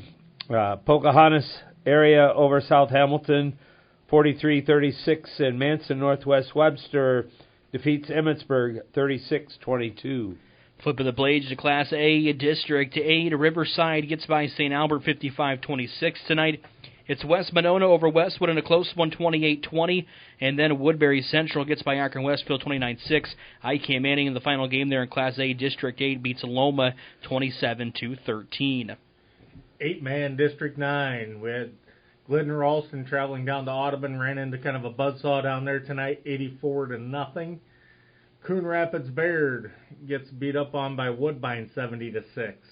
Arweva coming away with a big victory over Griswold 63-12, and Cam falls to Exira Elkhorn Kimballton 56-52.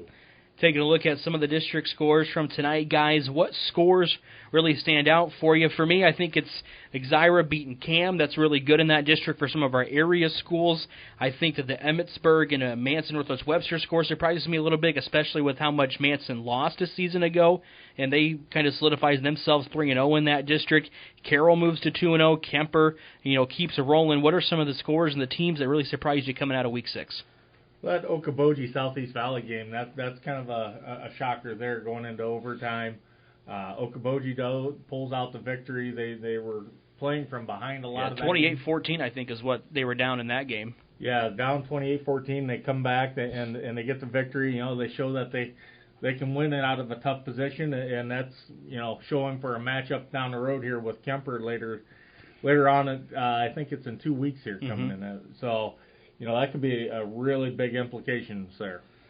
I don't know. I kind of think this Manson Northwest Webster defeating Emmetsburg is, with, what you said with what they lost from last year and coming back this year, and, going into the game, Emmetsburg was sitting at 4-1 and Manson was 3-2. They were both undefeated in the district, and, Manson goes up to Emmetsburg and steals a victory away from the home team. So over a ranked team too. Emmetsburg came in number 8 in the Iowa High School Athletic Association polls for this week. So that's a big feather in their hat.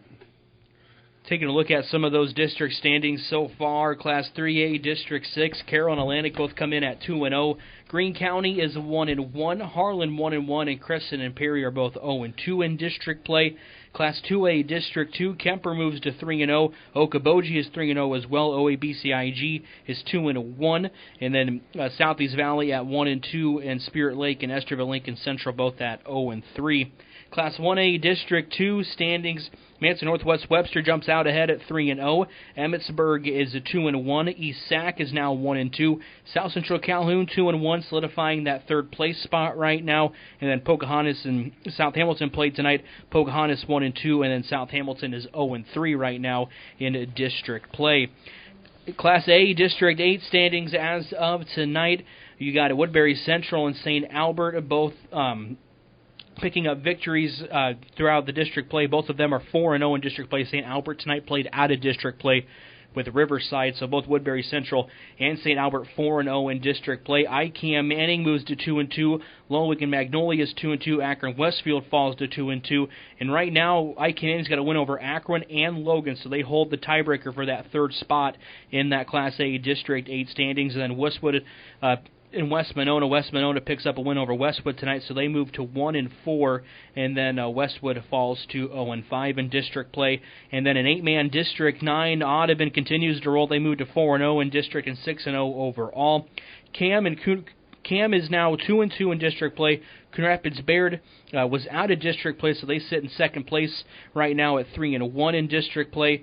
And then Glidden Ralston and both Griswold right now. Glidden Ralston is 1-2. They beat Griswold. They move to 1-3 in district play. Exira Elkhorn Kimballton goes to 2-2 in district play, and Griswold right now sit at 0-5 in a district play. Yeah, and you got Arweva at 3-2. So that 8-man district, Audubon's probably got the first spot locked up right now, but that 2-3 is going to come down to the last couple weeks of the season. Yeah, you're exactly right. And Arweva's playing out of district next week. So they got Newell next week. Yep, and then they have to go to Cam. And that's going to be a huge game. Yeah, and here's one other thing. You got Coon is home to Audubon next week, but then they go to Glidden the last week, and so in Exira Elkhorn Kimballton they have they have Glidden next week. But then they have Audubon the last week at Audubon. So, it's going to be interesting in that 8-man. Especially with, three area teams still trying to solidify themselves in that second or third spot. In 8-man districts, the top 3 teams get in. Class 3A, top 2 teams get in with RPI. Class 2A, 1A, and A, the top 4 teams get in. And that's your playoffs, for you throughout the district. So it should be really interesting going on throughout the rest of the season. We've got one more coach to talk to. We'll step away, take a break. Corey McCarville of the ICAM Manning Wolves joins us next as they pick up a big victory tonight, 27-13. Big things are happening at Outlaw Graphics in Carroll. Outlaw Graphics is on the move, literally. They're excited to announce they've expanded into a brand new shop, bringing you more space, more capabilities, and even more ways to help your business, team, or your event stand out. From eye-catching vehicle wraps and commercial signage to custom apparel, if you want your logo on it, they can make it happen. Planning a special event? Make it memorable with personalized t-shirts, koozies, or hats designed just for you. Watch their new space come to life. Follow the excitement on Facebook at Outlaw Signs, Graphics, and Apparel. New Way Ford in Coon Rapids and Pocahontas is proud to sponsor our area teams because supporting our communities is what we're all about. When it comes time to buy your next new or used vehicle, look here first. At New Way Ford, you'll find a great selection, fair prices, and a team that makes the car buying process easy, relaxed, and fun. Plus, with free oil changes for life, you can drive with confidence long after the sale. New Way Ford in Coon Rapids and Pocahontas. Welcome to the New Way Auto Group Scoreboard Show. With me now is a victorious coach of the ICAM Manning Wolves, Corey McCarville, fresh off a 27-13 win over the Panthers from Loma. Congrats, Corey, and tell us a little bit about the game tonight. Well, yeah, we were able to get off to a nice start. We scored, I think, 2 touchdowns in our first 2 drives, and they were up 13-0. Got to give them a lot of credit. They came back and scored second quarter, I believe. Put us up 13-7. We were able to score, I think, in the third quarter and go back up by 2 scores. They came back and scored. So it was a 7-point ball game for a lot of the second half. We really had to reach down and get, and really kind of test ourselves. And we were able to score a touchdown pretty late in the game to go back up by 14. And, that ended up being the final score, 27-13. Who were some of the standouts tonight for the Wolves? We had a variety of guys make plays. Wyatt Danner, I think, had 2 touchdown receptions. He had a nice game as a receiver. Ben Ramsey had a really nice night as quarterback. I think he had 3 passing touchdowns, 2 to Wyatt, 1 to Ashton. So that was a positive thing to see. I think Davis Rasmussen had one of his better games running the ball. So we had a variety of guys step up and make plays on offense, which was Really good to see, and I know on defense we had a variety of guys really make really solid play on defense. Like John Rasmussen had a nice night at linebacker. I know I think Wyatt Danner had an interception or maybe two, and we had a variety of guys make plays tonight, which was good. Well, yeah, it sounds like it. I see. You've evened your record now in the district, and it kind of gets you back in some of the action. And I think the last I saw, St. Albert was getting beat, but that was not a district game. So, so what do you think going into next week? Oh, we just got to continue to get better. Our run fits from an offensive line perspective have to improve. We kind of really got sluggish in the middle of the game, and so that we just got to continue to improve and get better. And we got to build up some of our younger guys. So because some of these younger guys, their role is going to increase here once you get towards the end of the year. Well, yeah, I mean, you're always wanting to build that depth so you can, give some of your more skilled players a little bit of a break every now and then. And, it's good to throw a young kid in and let him get his feet wet, and hopefully he can, maybe earn some more playing time, correct? Yeah. So, all right, I see you're at home next week with Westwood. What can you tell us a little bit about Westwood? Oh, Westwood's a good team. I mean, they're young, and I think they're improving as the season has gone along. I know they played West Monroe tonight. I don't know what the final score of that one was. Yeah, we don't have that one yet either. Yeah, I know that they run kind of a jet sweep type offense. They really like to try to get to the outside, so we're going to have, it's going to be a challenge to make sure we don't get anything hooked. All right. Well, hey, good luck next week. Have a good week of practice. You injury bug, you're still good? Yeah, we'll have to see how some guys turn out. But, there's always bumps and bruises, but hopefully everybody's Nothing okay. major, I guess, is what I should say. Yep. All righty. Hey, that's been Corey McCarville, the head man of the IKM Manning Wolves. From bump, set, spike to the crack of the bat, at Motor Inn of Carroll, we love our high school sports. And we love the opportunities to support our local schools, athletes, coaches, and parents. Through the hard work of our kids, we get the enjoyment of watching and listening to their activities. Other life lessons, like teamwork and citizenship, help create outstanding young women and men we are so proud to sponsor. Good luck to all of our local sports teams. From Motor Inn of Carroll. Feld Fire of Carroll is the choice of homeowners and business professionals. They chose Feld Fire because of the local and prompt service, 24/7 technician support, and the ability to control their security device from their mobile device. That makes keeping your property safer even easier. A professional Feld representative can help you create a protection plan for your home or business. No matter what you're trying to protect, they've got you covered. Feld Fire of Carroll, proud supporters of our area high school athletes.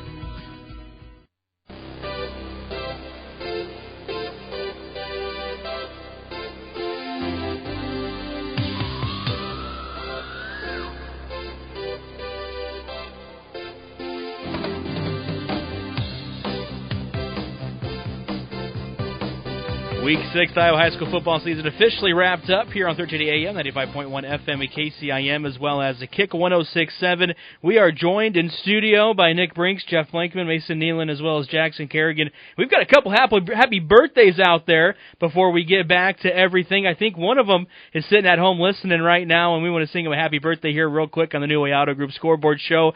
So for Mr. Jeff Storyhan, who's sitting at home editing pictures right now, this one is for you, as well as Craig's birthday was last week. He missed it, so we're going to sing happy birthday to two lucky guys here, and Craig and Jeff Storyhan. Whenever you're ready. Happy birthday to you. Happy birthday to you. Happy birthday, dear Jeff and Craig. Happy birthday to you. And no doubt we'll be getting a text from Jeff Storyhan in a little bit thanking us for I think maybe Jeff ought to call us. Jeff ought to call us. There we go. He's probably sitting at home anyways listening to this. But Jeff Storyhan and Craig, happy birthday. Craig's birthday was last week. Jeff's today. So we're going through the Week 6 of the high school football season. Looks like Nick's got something to say. He might be the only one listening now. Yeah, we might have lost listeners after everybody here heard us sing. The dogs are howling. We will run you through some more scores as we get back to the New Way Auto Group Scoreboard show. We'll start in Class 3A, District 6. Carroll picks up a 35-0 win over Greene County tonight.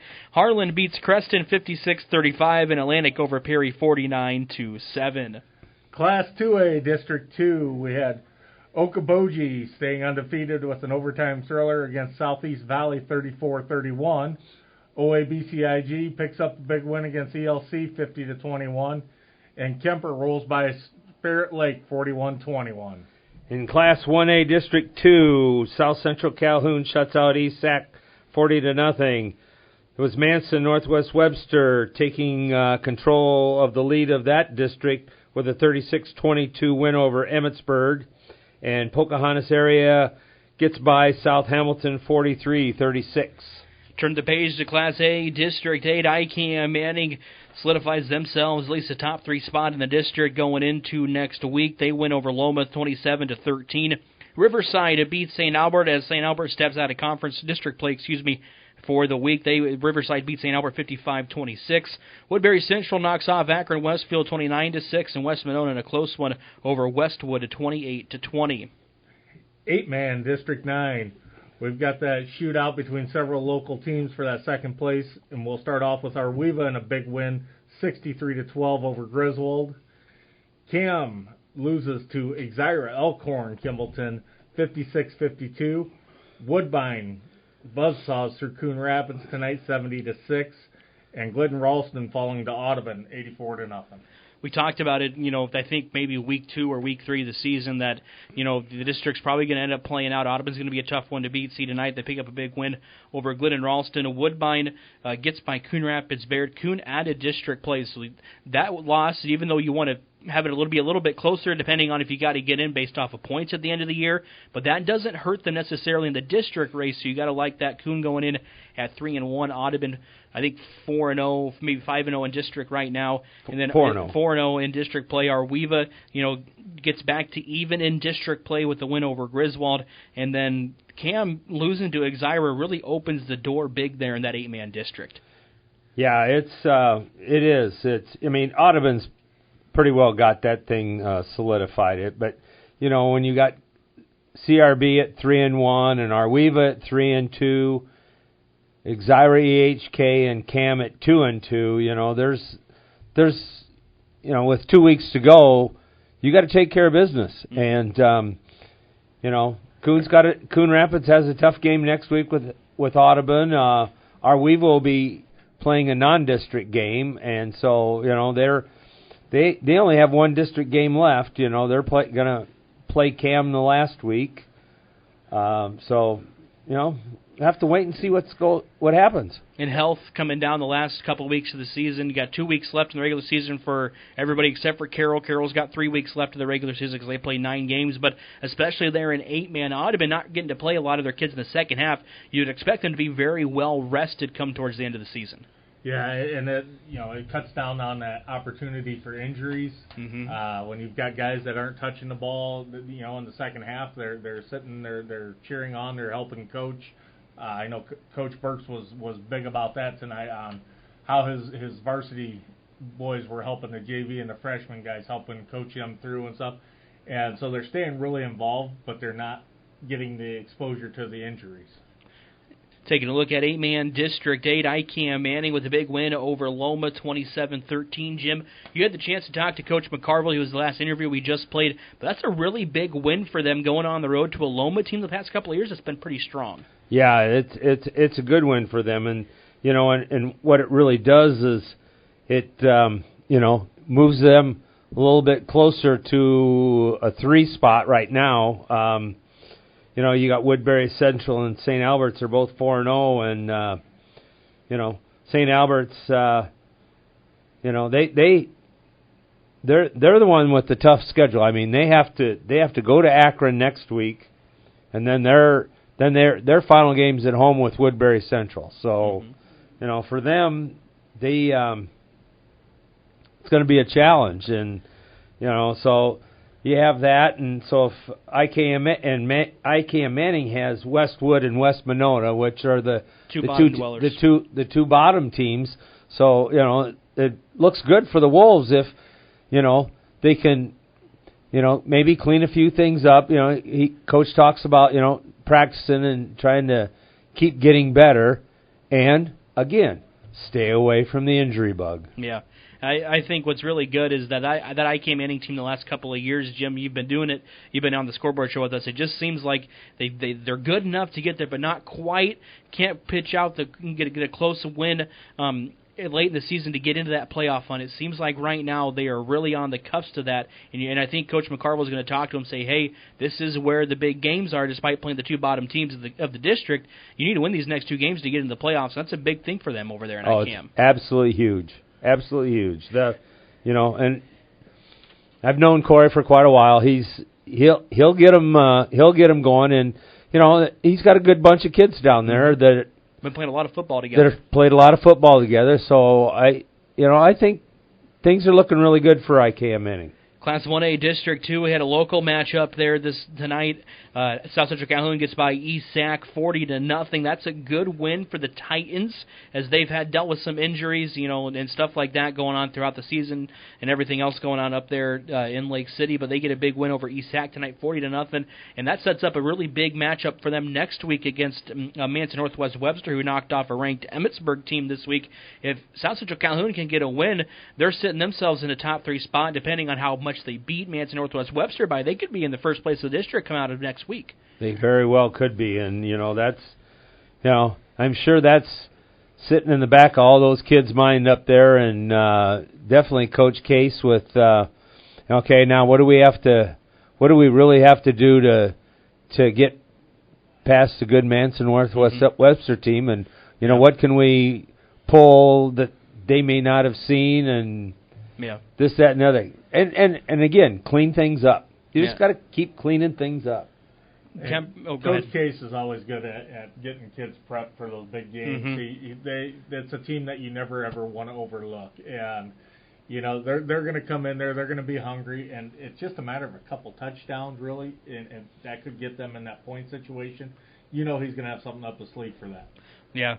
Class 2A District 2, Kemper knocks off Spirit Lake tonight 41-21. Also at Okoboji, getting by Southeast Valley 34-31 in overtime. That Okoboji-Kemper game going to be a very important one coming up in 2 weeks. Kemper's got ELC coming up next week. And the one thing you worry about with Kemper, I don't think it's going to be this way because Coach Steinkamp's really good at having them look one game at a time. But if you're Kemper, you can't look a game ahead. You got to focus on ELC coming up next week. Definitely. You can't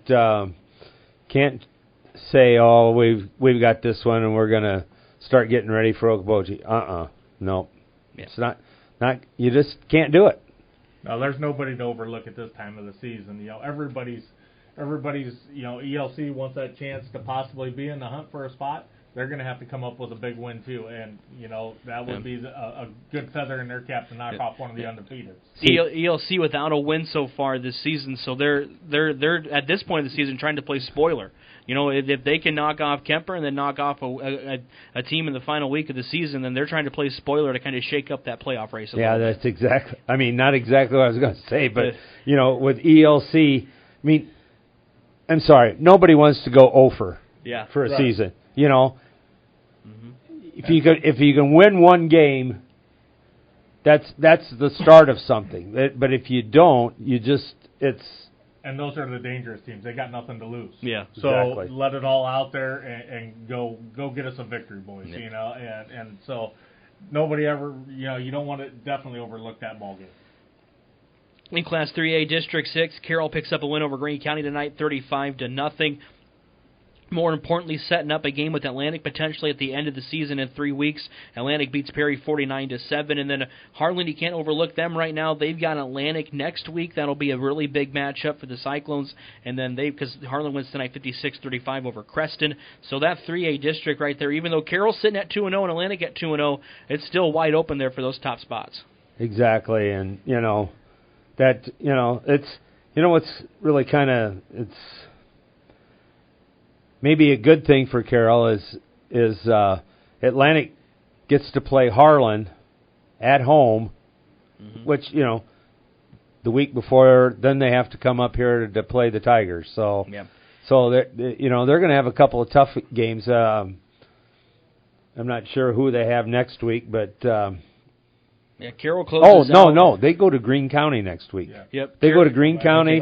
Greene County next week. Yep, they come up to Greene County, and then they get Harlan, and then they get Carroll. So, we just have to keep preparing. And Carroll closes out with 0-6 Creston and 0-6 Perry these weeks, and then they have Atlantic in week 9. So that could be a really important next 2 weeks, because you look at Creston.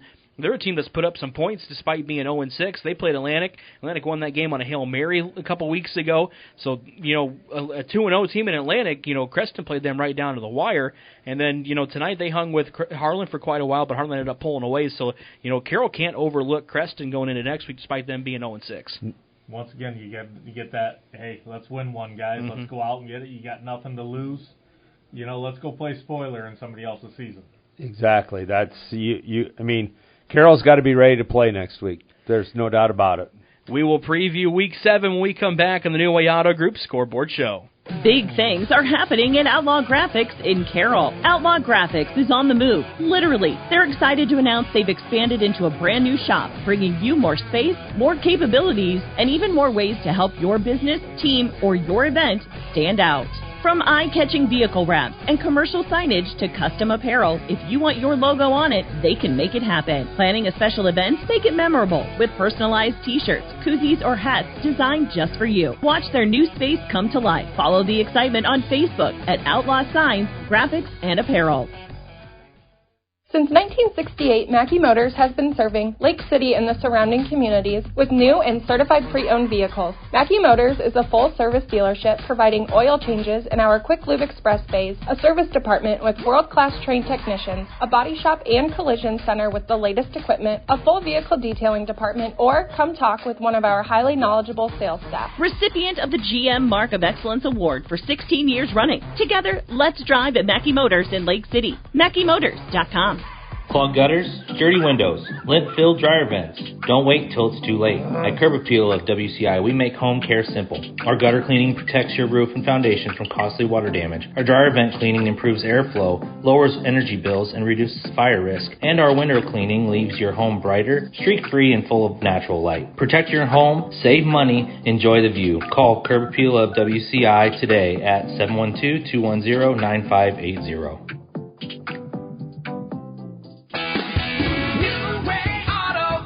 New Way Ford in Coon Rapids and Pocahontas is proud to sponsor our area teams, because supporting our communities is what we're all about. When it comes time to buy your next new or used vehicle, look here first. At New Way Ford, you'll find a great selection, fair prices, and a team that makes the car buying process easy, relaxed, and fun. Plus, with free oil changes for life, you can drive with confidence long after the sale. New Way Ford in Coon Rapids and Pocahontas.